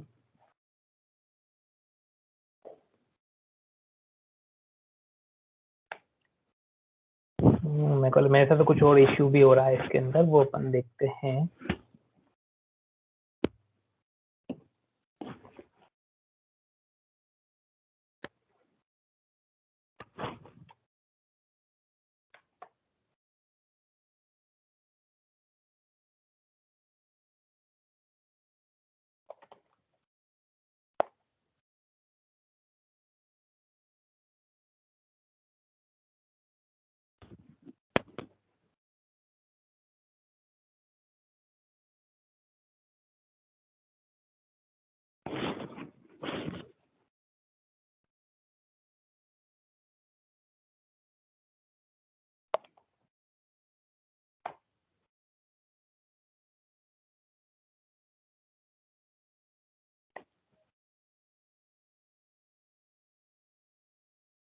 Okay okay okay, अपन ने क्या करा है, अपन ने ना राउटर वाला फील्ड तो अपन ने इस्तेमाल कर दिया, लेकिन इस एप्लीकेशन को अपन ने बताया नहीं है कि राउटर नाम का वेरिएबल भी अपने डिफाइन किया।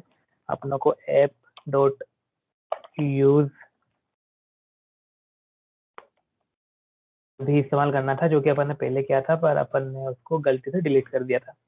ऐप डॉट यूज अपनों को यहाँ पे लगाना पड़ेगा अगर अपनों को स्लैश राउटर वाला यूज करना है, क्योंकि इस एप्लीकेशन जो अपन ने एप्लीकेशन रन करी थी राउटर को, इसको पता होना चाहिए कि राउटर नाम से भी अपन एक वेरिएबल बना रहे हैं, और जो कि वो इस यूज स्लैश यूजर वाले पाथ पे यूजर राउटर्स को इंपोर्ट कर रहा है। तो ये अपनों को ऐप को भी बताना पड़ेगा। अब अगर अपन रन करते हैं तो अब ये बिल्कुल चलेगा। You are in login of user. पहले अपन इस लाइन को मिस कर चुके थे कि यहाँ पे अपन ने राउटर को ऐड नहीं किया था एप्लीकेशन में। तो ऐसे तुम लोग है ना मल्टीपल पाथ्स बना सकते हो इसके अंदर, और अब तुम्हारी मर्जी है तुम लोग क्या सेंड करो। अगर तुम लोग यहाँ पे HTML फाइल को सेंड करते हो ना, तो बाकायदा इसके अंदर HTML फाइल जाएगी। अगर मैं यहाँ पे HTML का सिंटेक्स लिखता हूँ ना,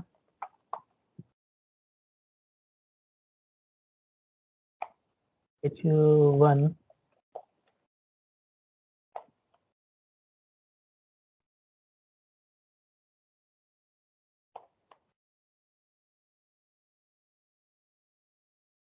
क्या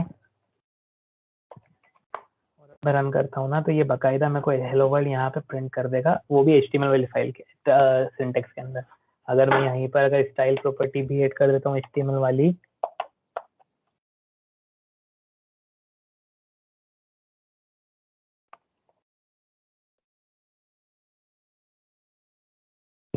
को ऐसे करना पड़ेगा, तो ये बाकायदा रिस्टार्ट करने पर उसको भी अप्लाई करेगा।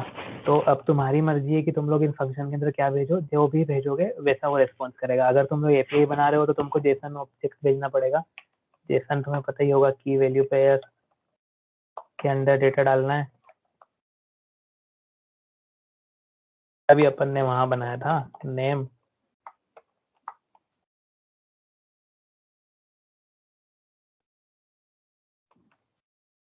जो भी नेम तुम डालो। यहाँ पे अगर तुमको एनरोलमेंट नंबर डालना है, यहाँ पे एनरोलमेंट नंबर डालो। अगर ये वाला डेटा अगर तुमको भेजना है, तो रेस्पॉन्स और ट्रेड वाले फंक्शन के अंदर ऐसा एक डेटा बना करके भेज देना, या डेटाबेस से क्वेरी रन करके फेच करना और वो भेज देना, तो तुम्हारी API बन जाएगी सेम URL के ऊपर।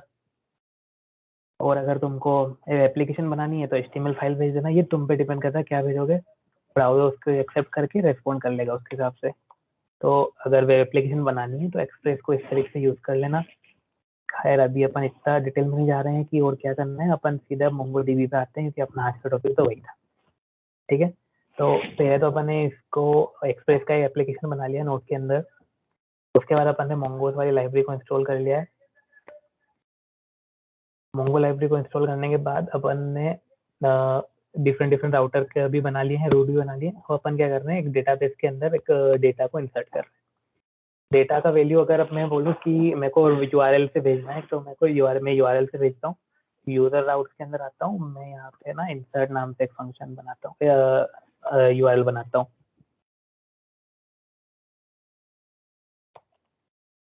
ठीक है, इंसर्ट नाम से एक URL है जिसके अंदर अब मैं डेटा इसको इंसर्ट करूंगा, तो मेरे को यहाँ पे ना एक मोंगूस का स्कीमा बनाना पड़ेगा कि मैं क्या स्टोर कर रहा हूँ। तो मैं यहाँ पे बनाऊंगा एक फोल्डर बाहर में, जिसके अंदर मैं डालूंगा मॉडल।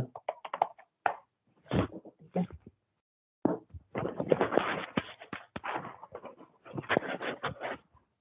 जब भी अपन एप्लीकेशन बनाते हैं ना, तो अपन मॉडल का एक मॉडल नाम से फाइल बनाते हैं। MVC तुमने पैटर्न देखा होगा, मॉडल व्यू कंट्रोलर, बहुत फेमस पैटर्न होता है एप्लीकेशन बनाने के लिए। तो उसके अंदर व्यू का मतलब होता है फ्रंट एंड, जो अपन देखते हैं HTML वगैरह वाला फाइल। तो अगर इसमें मैं HTML फाइल सेट करता हूँ कहीं पे और सर्वर के थ्रू वो भेजता हूँ, तो वो व्यू के अंदर आएगा। कंट्रोलर का मतलब होता है जो मेरे बिजनेस लॉजिक में लिख रहा हूँ, तो जो मैं कॉलबैक के अंदर जो भी लॉजिक लिखूंगा वो कंट्रोलर का पार्ट होगा। अगर मेरे को यहाँ नहीं लिखना है, तो मैं किसी एक फाइल बनाऊंगा यहाँ पे कंट्रोलर नाम से, उसके अंदर फंक्शन लिखूंगा, उसको इस वाली फाइल में इम्पोर्ट करूंगा और यहाँ पे मैं पास कर दूंगा, और कुछ नहीं। यहाँ से कॉल कर लूंगा, मतलब कि मैं उस फंक्शन को, वो कंट्रोल हो गया। मॉडल जो होते हैं, मॉडल ना डेटाबेस का स्टोर करने के लिए मिडलवेयर होते हैं। मतलब इस एप्लीकेशन, नोड वाली एप्लीकेशन और जो डेटाबेस MongoDB सर्वर है, उन दोनों के बीच में जो भी फाइल डील करेगी वो होती है मॉडल। उसी के थ्रू डेटा का इनपुट और आउटपुट होता है। ठीक है, तो अब मेरे को यहाँ पे बनाना है मॉडल। तो मॉडल अगर मैं बना रहा हूँ, तो मैं सबसे पहले अगर मैं यूजर मॉडल बनाता हूँ या स्टूडेंट मॉडल बनाता हूँ एक रो के लिए, ठीक है, तो मैं यहाँ पे वही मंगूस की लाइब्रेरी को इंपोर्ट करूंगा।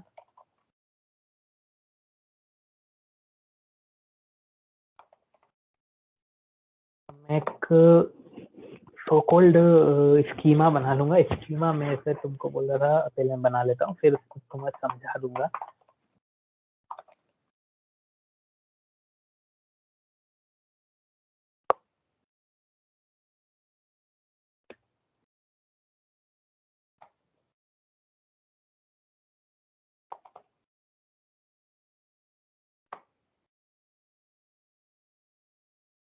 तो वही लाइन जो कि मैं कर रहा हूँ, मंगूस मॉडल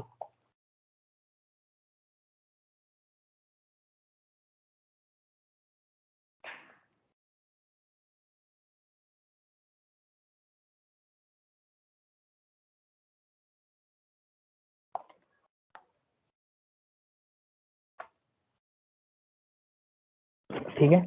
मॉडल का मतलब है यहाँ पर मॉडल अपन ने बनाया है, एक मॉडल बनाया है स्टूडेंट नाम से, इसका नाम होगा स्टूडेंट, मतलब कि ये डेटाबेस की एक टेबल कहलाएगी जो कि स्टूडेंट रहेगी। ठीक है, उसके अंदर अपन ने एक स्कीमा बनाया था। स्कीमा में तुम्हें बता रहा था कि MongoDB और NoSQL तो स्कीमा लेस होता है। फिर मैंने स्कीमा क्यों बनाया, तो स्कीमा मैंने MongoDB की वजह से नहीं बनाया। स्कीमा बनाने का कारण ये था कि इस एप्लीकेशन के ऊपर मैं वर्क कर रहा हूँ, उसको तो पता होना चाहिए एटलीस्ट कि क्या क्या फील्ड है। मतलब मैं नाम बता रहा हूँ, या एनरोलमेंट नंबर अगर मैं ऐड करता हूँ, एनरोलमेंट नंबर ऐड करता हूँ, या फिर मैं एड्रेस एंटर करता हूँ, तो इस एप्लीकेशन को, मेरी नोटजेस वाली एप्लीकेशन को एटलीस्ट पता होना चाहिए कि स्टूडेंट के पास नेम, एनरोलमेंट नंबर, एड्रेस नाम की 3 फील्ड है या 3 कॉलम है। लेकिन MongoDB को इससे कोई फर्क नहीं पड़ता कि मैं यहाँ पे ये डाल रहा हूँ या नहीं डाल रहा हूँ। अगर मैं MongoDB को ही रन करूंगा तो वो एक्सेप्ट कर लेगा इस फील्ड को। ये स्कीमा ओनली सिर्फ Node.js के लिए है, तो इस स्कीमा को MongoDB का मत समझना, ये Node.js की स्कीमा है जो कि एप्लीकेशन के बना रहे हैं ना। NoSQL हमेशा बिना स्कीमा लेस की होती है, मतलब स्कीमा लेस होती है, और ये अभी भी स्कीमा लेस ही कहलाएगी। ये Node.js का स्कीमा है। ठीक है, अब मैंने ये स्कीमा बनाया, अब मॉडल बनाया, मतलब कि एक टेबल बनाई जिसका नाम होगा स्टूडेंट, और स्टूडेंट का मैंने अभी के लिए नोट जेएस के लिए जो स्ट्रक्चर दिया है वो ये वाला दे दिया है, क्योंकि मैंने इससे थ्रू बनाया।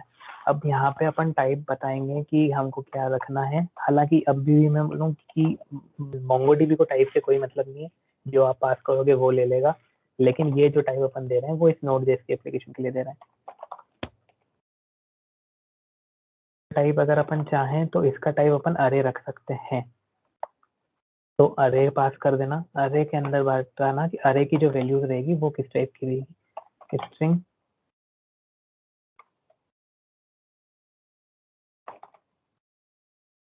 ठीक है, तो अब यहाँ पे अरे एड्रेस वाला जो फील्ड है वो अरे को एक्सेप्ट कर लेगा।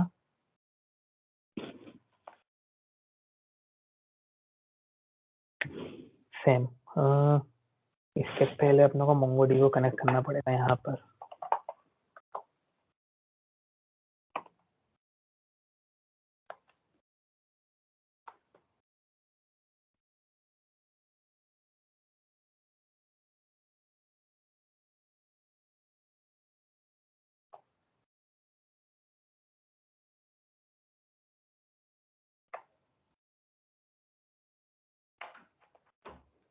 तो ध्यान रखना, हमेशा जब भी अपन मोंगोडीबी को कनेक्ट करते हैं तो मैंने कनेक्शन स्ट्रिंग बताई थी जब भी यहाँ पर अपन ने मोंगोडीबी कंपास से कनेक्ट किया था। ये कनेक्शन स्ट्रिंग अपन ने यहाँ पर डाली थी लोकल होस्ट के ऊपर, जो अपन ने टाइप करी थी, उसी कनेक्शन स्ट्रिंग को अपने को यहाँ पे पास करना है। ये कनेक्शन स्ट्रिंग मेरे लोकल होस्ट की है तो मैं वो पास कर रहा हूँ। अगर मेरी रिमोट में कोई भी सर्वर है, उसी कनेक्शन स्ट्रिंग अपने को यहाँ पास करनी होती है, और कुछ नहीं करना होता है, और वो ऑटोमेटिकली कनेक्ट कर लेगा। उसके बाद एक लिसनर लगा है कनेक्ट का, जब भी डेटाबेस के साथ कनेक्शन हो जाए तो बस प्रिंट कर देना डेटाबेस कनेक्टेड। ठीक है, अब मैं अपने सर्वर को स्टार्ट करता हूँ। Connection is not connect, connect आएगा। अभी डेटाबेस कनेक्टेड नहीं लिखा हुआ है, मतलब अभी डेटाबेस कनेक्ट हुआ नहीं है।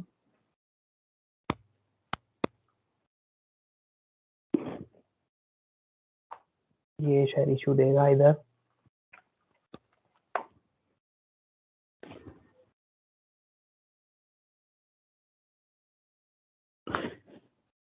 समय ले रहा है बहुत कनेक्ट होने में है।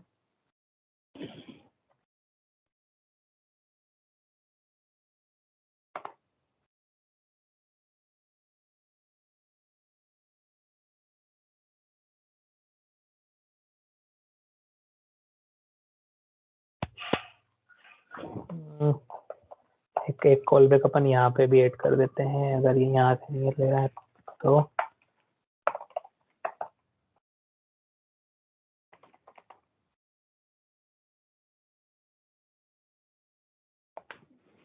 शॉर्ट फॉर्म में लिख देते हैं एक बार। डेटाबेस कनेक्टेड, डेटाबेस ये कनेक्ट हो चुका है, बस यहाँ वाला फंक्शन चल नहीं रहा था, ये वाला कनेक्ट तो वो हो रहा था।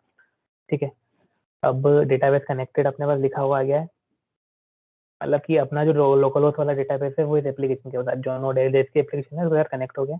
अब अगर मेरे को डेटा इंसर्ट करना है तो मैं यूजर राउट के अंदर ही मैं रन करूंगा। जब भी मैं इस वाली यूआरएल को, इंसर्ट वाली यूआरएल को हिट करता हूँ तो मेरा डेटा इंसर्ट होना चाहिए। तो मैं यहाँ पे कॉन्स्ट उस स्कीमा को लूंगा जो कि मैंने बनाया है, स्टूडेंट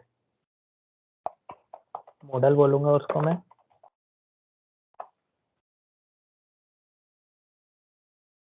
मॉडल फोल्डर के अंदर पड़ा है स्टूडेंट, ये आ गया। अब मैं जब भी कुछ ऑपरेशन परफॉर्म करूंगा स्टूडेंट वाली टेबल के डेटा के लिए तो मैं इसी से करूंगा, student model dot create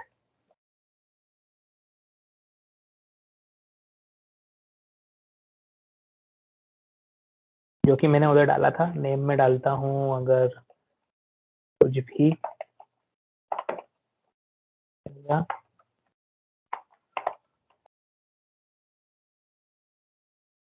enrolment अगर मैं 0 to 7 ही रख देता हूँ अभी के लिए। और एड्रेस, अब यहाँ पर स्टिल है कि एड्रेस डालूं या नहीं डालूं, ये मेरे पे डिपेंड करता है। वहाँ मैंने ऐसा कुछ डालना था। एसक्यूएल के अंदर भी ऐसा है कि आप डेटा डालो या ना डालो, आप पे डिपेंड है, सेम है।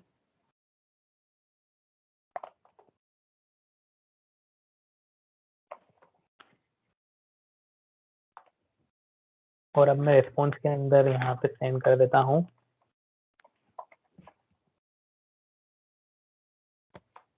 Data inserted. ठीक है, अब मैं पहले एक बार यहाँ पे मोंगो डीबी कंपास को खोलते हैं, कनेक्ट करते हैं।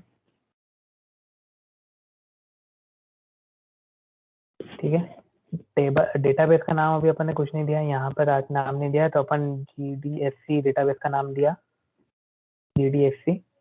GDSC अगर मैं खोलता हूँ तो माई टेबल नाम से एक ही टेबल है, जो भी अपन डिलीट कर देते हैं।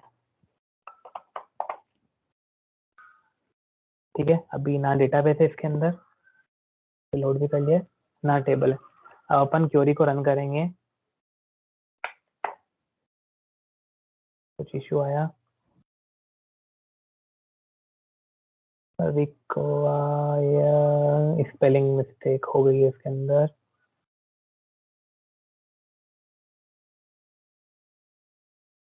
सही है मेरे हिसाब से तो, रिक्वायर्ड नॉट डिफाइंड।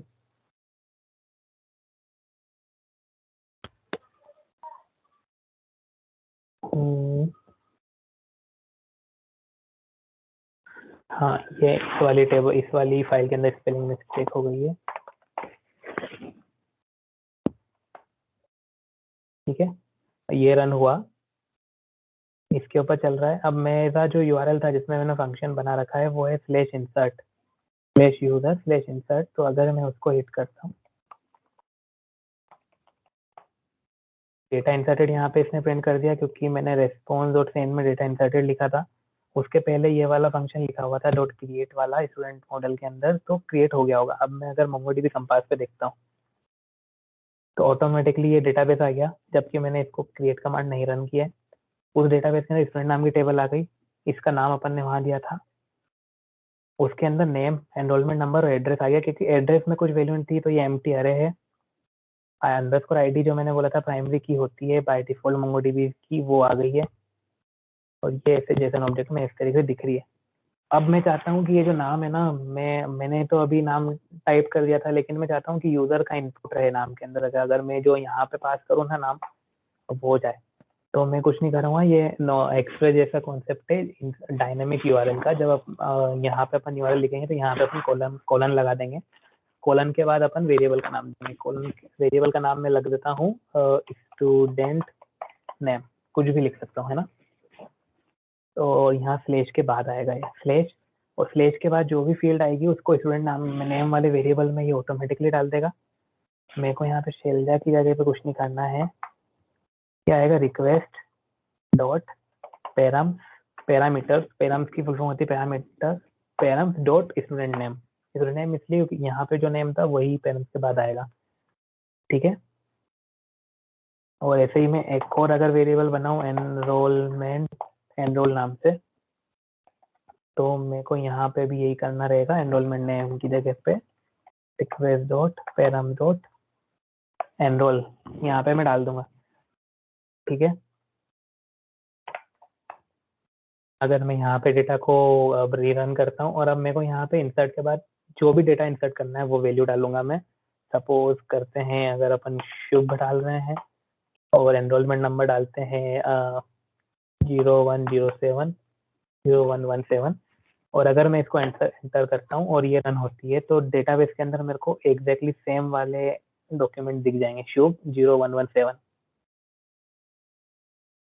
ठीक है, तो अपन ने ये मोंगोडीबी के अंदर डायनेमिक तरीके से डेटा भी इंसर्ट कर लिया है, जो कि अपन यूजर के इनपुट से डाल रहे हैं।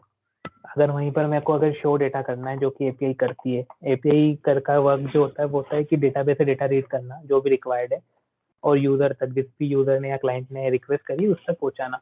तो अपन अभी यही करेंगे, await student model dot find करके एक मेथड होता है, फाइंड बाय आईडी। इसमें बहुत सारे मेथड है, डॉक्यूमेंटेशन में मिल जाएगा, पर मेजर मेथड जो है मैं बता दूं कि एक फाइंड होता है। फाइंड से अपन ये पता करते हैं कि क्या सर्च करना है।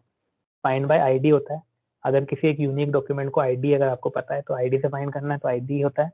Find by ID and delete करना उसको, find by ID and remove, update करना। फाइंड वन की फाइंड वाला जो है ना, वो अपन जो भी क्राइटेरिया इसके अंदर डालते हैं, वो जो क्राइटेरिया जितने भी डॉक्यूमेंट मैच कर रहे होंगे या फिर फुलफिल करेंगे वो सारे डॉक्यूमेंट्स को दे देगा। फाइंड वन सिर्फ सिंगल डॉक्यूमेंट को रिटर्न करेगा हमेशा सर्च करने पे।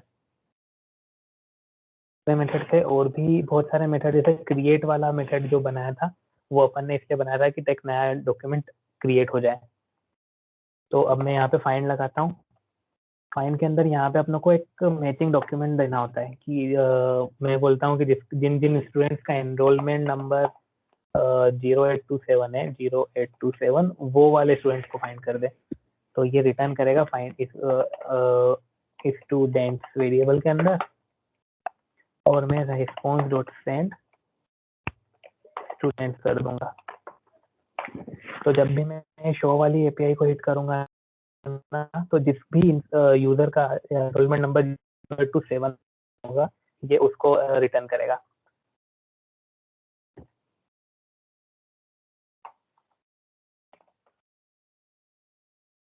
Gate show user slash SHOW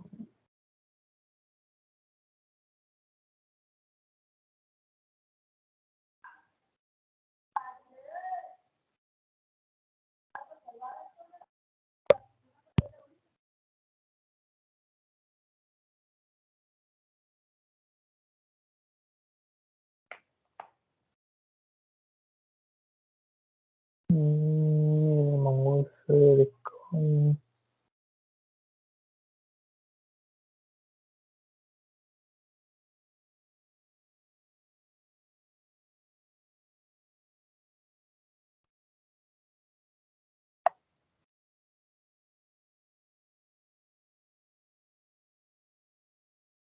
different model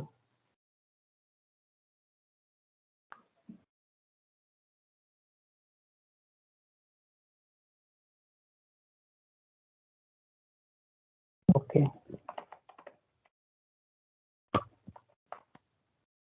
ठीक है, सर्वर रन हो गया है। अब सर्वर रन होने के बाद अगर मैं यूजर स्लैश शो पे हिट करता हूँ तो ये इसने डेटा दे दिया मेरे को।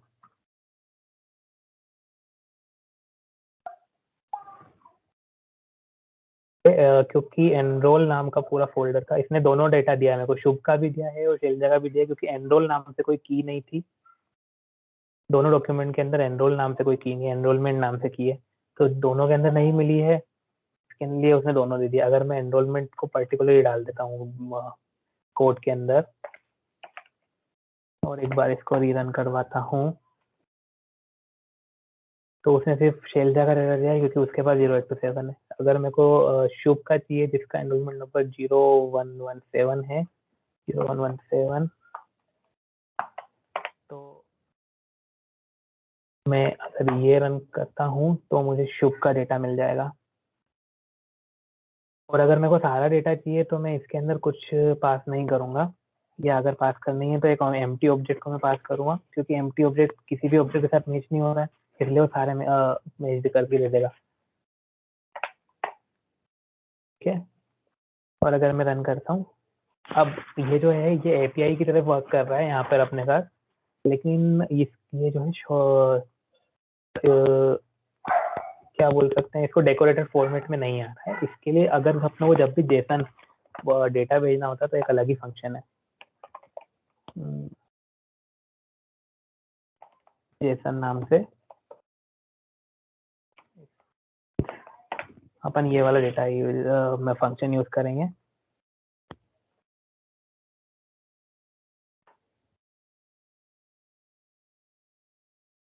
तो ये वाला जो है जेसन फॉर्मेट से डेटा आ जाएगा, हालांकि ये अभी भी वैसा नहीं है जैसा अपन देखने वो अभी स्ट्रिंग फॉर्मेट में आ रहा है।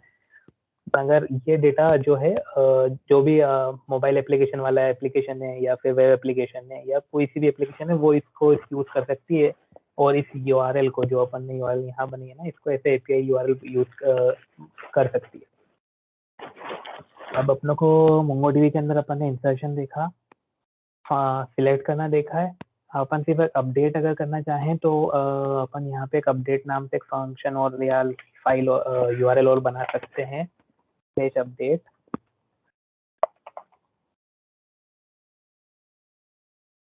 और अपन find by ID and update करेंगे इस बार, तो अपडेट से फाइंड करना है आईडी से फाइंड करेंगे अपन। तो आईडी अपन लेते हैं शेलजा की ले लेते हैं, ये जो ऑब्जेक्ट आईडी पास होती है, आईडी मतलब। और अपन क्योंकि ऐसे जाएगा,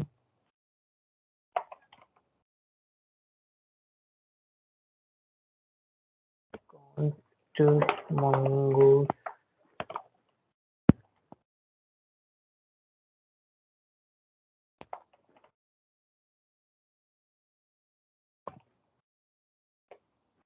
dot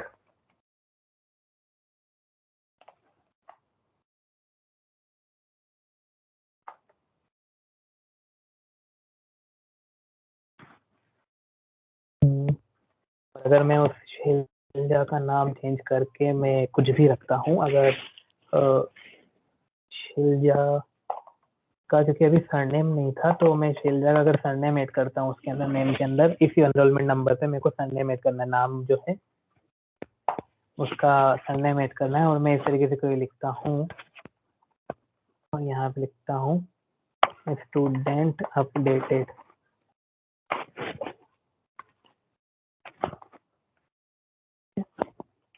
तो अभी अगर अपन देखेंगे शो से, तो अभी सिर्फ नेम के अंदर शेलजा आ रहा है, और डेटाबेस भी जो है वो भी शेलजा ही है। अब अपन इसको रन करते हैं अपडेट वाली क्वेरी को या यूआरएल को। अपन सर्वर रिस्टार्ट नहीं किया।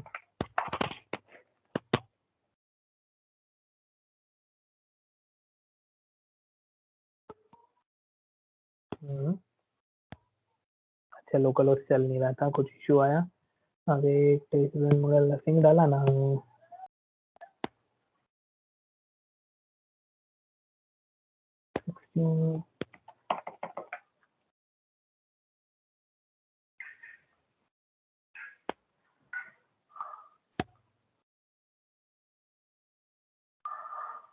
अच्छा, अपन ने फंक्शन थोड़ा सा गलत लिखा है।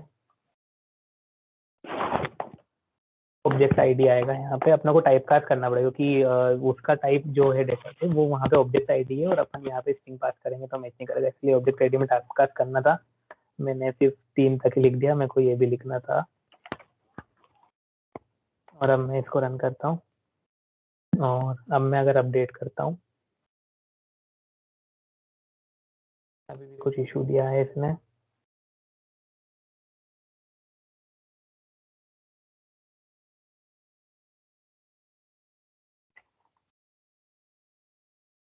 कास्टिंग का जो है एक होगा यूआर फंक्शन स्टूडेंट्स अपडेटेड। अब ये जो है एप्लीकेशन चल गया, अपडेट हो गया स्टूडेंट। अब अगर मैं डेटाबेस में देखता हूँ डेटा, तो शैलजा पाटिल नाम से पूरा हो गया नेम। और अगर मैं यहाँ पे भी गेट करता हूँ शो, तो भी डेटाबेस से शैलजा पाटिल नाम ही आएगा। ये रियल टाइम पे चेंज हो रहा है सब तरफ, अगर अगले चेंज होता है तो सब तरफ चेंज हो जाएगा। तो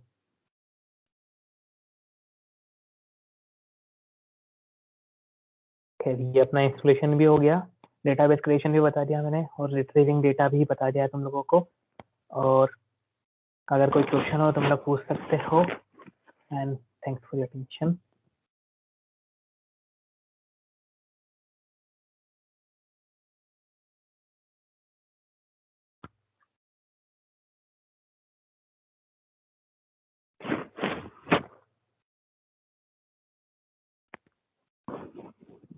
हेलो।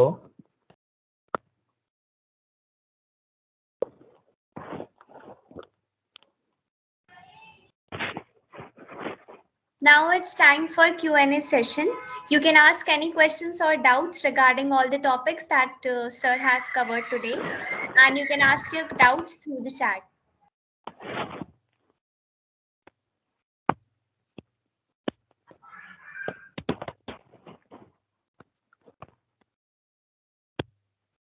लिंक ऑफ कोड मैं गिटहब पे अपलोड कर देता हूँ इस कोड को, और फिर मैं दे देता हूँ लिंक। या एक काम करना, मेरी गिटहब आईडी पे चले जाना, तो मैं वहाँ पे आज के मिल ही जाएगा।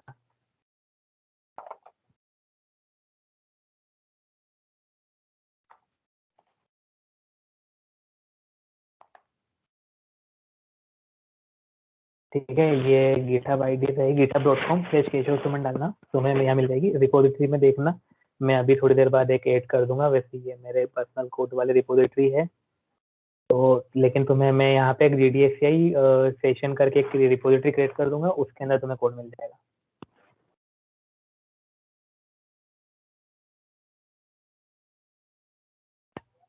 एक्सटेंशन तो कुछ भी जरूरत नहीं पड़ती है। VS कोड मैंने अभी मीट के पहले इंस्टॉल किया था, उसके अंदर कुछ एक्सटेंशन मैंने डाला नहीं है। बिना एक्सटेंशन के लिए कोड चल जाएगा, कुछ नहीं है। बस ये कि नोट जैसे कोड जब रन कर रहे हैं तो रिक्वायर्ड लाइब्रेरी को इंस्टॉल कर लेना npm के थ्रू।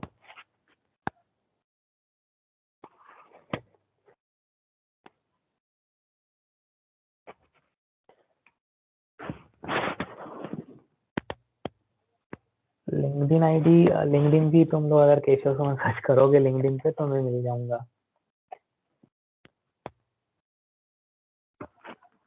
अरे इसके अंदर लॉगिन नहीं है, गूगल पे कर देता हूँ।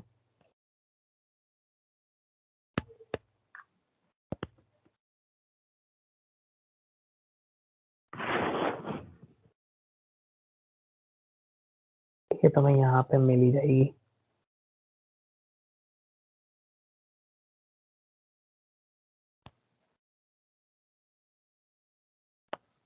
तो तुमको ये वाली URL पे मिल ही जाएगा लिंक्डइन पे। हाँ, अगर इसके बाद भी कभी जरूरत पड़े ना, अगर तुम्हें कुछ डाउट आया या कुछ भी कहीं पे करना है तो लिंक्डइन पे या फिर ऐसे कहीं पे भी जिस भी प्लेटफॉर्म पे मैसेज करना चाहो ना, इंस्टाग्राम, ट्विटर या कहीं पे भी कर देना, मैं मदद कर दूंगा तुम्हारी। ठीक है, या कभी भी अगर लगे कि बात करनी है तो नंबर ले लेना, किसी के पास भी होगा तुम्हारा मेरा, तो जिससे भी लोगे, और फिर तुम लोग डायरेक्ट फोन भी लगा सकते हो। और full stack web development course मैं समझा नहीं, मतलब क्या, कहाँ से पढ़ना है या क्या पढ़ना ही हूँ? वैसे अगर फुल स्टैक अगर तुमको पढ़ना है तो मैं यही सजेशन दूंगा कि एंगुलर तो या रिएक्ट तो तुम लोग पढ़ोगे ही फुल स्टैक के अंदर, तो रिएक्ट के ऊपर फोकस करना, एंगुलर को प्रेफरेंस कम देना अगर चाहो तो। और अगर तुमको दोनों को करना है तो कोई इशू नहीं है, और एंगुलर वैसे बुरी नहीं है, पर प्रेफरेंस जो है रिएक्ट को देना, क्योंकि रिएक्ट का थोड़ा मार्केट ज्यादा है एज कम्पेयर टू एंगुलर अभी करंट सिचुएशन के अंदर। और रिएक्ट अच्छी भी है और सिंपल है, एंगुलर से कंपेरिजन में रिएक्ट सिंपल है। तो फुल स्टैक में फ्रंट एंड के लिए रिएक्ट और मोंगोडीबी डेटाबेस सबसे बेस्ट है। किसी भी एप्लीकेशन को भी बनाओगे मोंगोडीबी सब जगह चल जाता है, और मॉडर्न इस कंपनी पे स्टार्टअप में मोंगोडीबी यूज हो रहा है। तीसरा ये है कि अगर तुमको बैकएंड करना है तो नोड जेएस और एक्सप्रेस जेएस तो मस्ट है, वो तो तुम उसके बिना तो कर ही नहीं सकते हो अगर बैकएंड एक जेएस के अंदर ही देख रहे हो तो।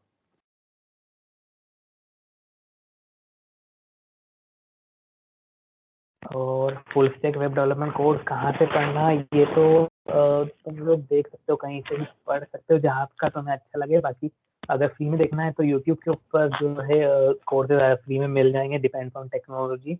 और अगर पेड वाला लेना है तो यूडेमी पे या फिर कहीं और पे। कोर्सेरा एक अच्छा प्लेटफॉर्म है, वहाँ पे ना अपने कॉलेज का एक टाइप है। अगर एक्रोपोलिस वाली आईडी से कोर्सेरा पे लॉगिन करोगे तुम लोग, तो तुमको है ना कुछ कोर्सेज जो कि पेड है वो फ्री में मिल सकते हैं, मिल जाते हैं। मैंने भी करे हैं कोर्सेज कुछ, तो वो फ्री में ही मिल गए हैं, पेड कोर्स। तो कोर्स अगर आपके तो कॉलेज के आईडी से कर सकते हो। फ्रंट एंड में जेएस कहाँ से, तो सबसे पहले ना फ्रंट एंड के लिए जेएस ना, पहले तो वेनिला जेएस को स्ट्रॉन्ग करना है, ऐसे नहीं कि डायरेक्ट रिएक्ट एंगुलर पे चले जाना। वेनिला जेएस मतलब कि नॉर्मल जेएस, ये भी एक कंफ्यूजन होता है कि लोग वेनिला जेएस जब बोलते हैं तो उसको भी एक अलग फ्रेमवर्क समझ लेते हैं।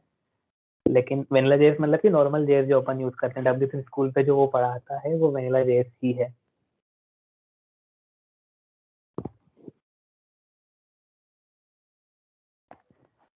W3 स्कूल पे वो जो जावास्क्रिप्ट वाला सेक्शन आता है ना, वो वेनिला जेएस ही है। लेकिन जावा यहाँ से बेसिक पढ़ लोगे, लेकिन अगर तुमको अच्छी नॉलेज चाहिए, डीप नॉलेज चाहिए, तो और अगर वैसे टेक्स्ट रीडिंग करके पढ़ने में मजा आता है, सीखने में मजा आता है, तो जावास्क्रिप्ट इन्फो की वेबसाइट है।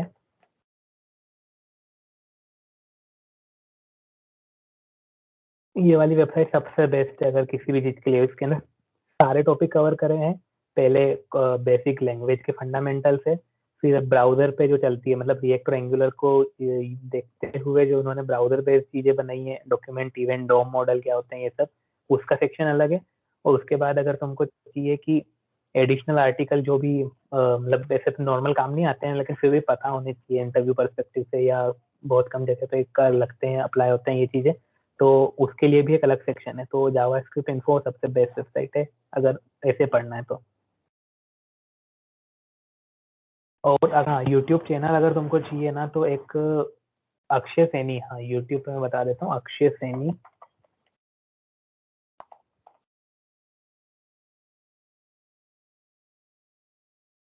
ठीक है, ये वाला चैनल है, ये बेस्ट चैनल है जावास्क्रिप्ट के लिए तो। और इसके अंदर एक नमस्ते जावास्क्रिप्ट करके एक सीरीज है, प्लेलिस्ट है, मतलब कि नमस्ते जावास्क्रिप्ट प्लेलिस्ट, इसके अंदर 21 वीडियोस है। इसके अंदर ऐसे बेसिक कॉन्सेप्ट नहीं बताया था अक्षय, मगर अक्षय ने जब भी चीजें डिफाइन करी इसके लेक्चर्स के अंदर, इसके अंदर सारे मेजर टॉपिक्स रहे हैं और डीप के अंदर में डीप नॉलेज है। क्लोजर क्या होता है, या डेटाबेस के अंदर जो डेटाबेस क्या वेरिएबल के अंदर जब अपन स्कोप डिफाइन करते हैं, तो लोकल स्कोप, ग्लोबल स्कोप क्या होते हैं, ये सारी चीजें इसमें डिटेल में समझी, जो कि ऐसे कहीं पे यहाँ तो अपनों को वेबसाइट पे नहीं मिलती है, या फिर ऐसे नॉर्मल कॉन्सेप्ट कहीं पे ऐसे मिलेंगे नहीं। लेकिन इसकी ये नमस्ते जावास्क्रिप्ट सबसे बेस्ट है, और जावास्क्रिप्ट के लिए तो ये चैनल बहुत ही अच्छा है, Akshay Saini.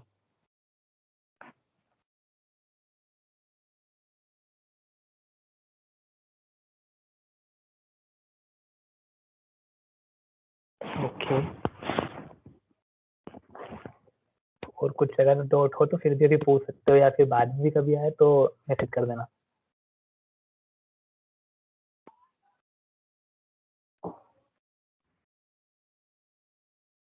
Thank you, sir, for such an interactive and informative session. We feel grateful for all the knowledge that you have provided us today. I'm sure that we are all going to benefit from today's session. As a friendly competition, all the participants have to build a portfolio or resume. You are free to choose any front end framework or language, be it React, Angular, or HTML, CSS that you want to use. The deadline is 15 February 2022. The best portfolio will be highlighted on our social media platforms. The link for submission of this task is posted in the chat box. Now it's time to announce the results of Fun Quiz, which was conducted from day 1 to day 4 of Web Chronicles. So without any delay, here are the winners. First prize goes to Murtaza from second year AITR with score 28,000. Second prize goes to Diksha from second year AITR with score 25,500. Third prize goes to Viren Modiani from second year BVM with score 24,460. Fourth prize goes to Siddharth Jain from second year with score 23,020. And fifth prize goes to Priyansh Gupta from second year AITR with score 23,010. Congratulations to all the winners. Winners will be awarded with the cash prize. I request all the winners to contact us through email, which is posted in the chat box. Kindly use your college email ID for this purpose. Also, the participation certificates for all the participants will be provided to you through your registered mail ID. Now, I would like to invite Khushi Gandhi to propose vote of thanks.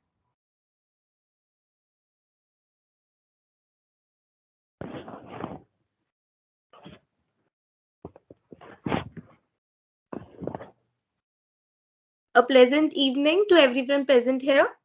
I express our sincere thanks to Dr. Kamal Kumar Sethi, Professor and Head of CSE Department, for his constant support, and to our faculty advisors Naren Sir and Priyanka Ma'am for their guidance. This event would not be possible without your constant support.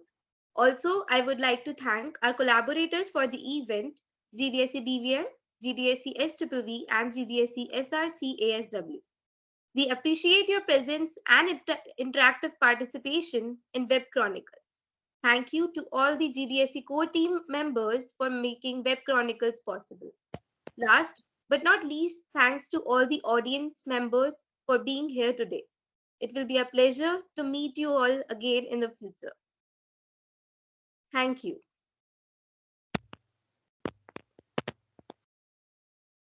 The link of the attendance form is posted in the chat box, so I request all the participants to fill the attendance form.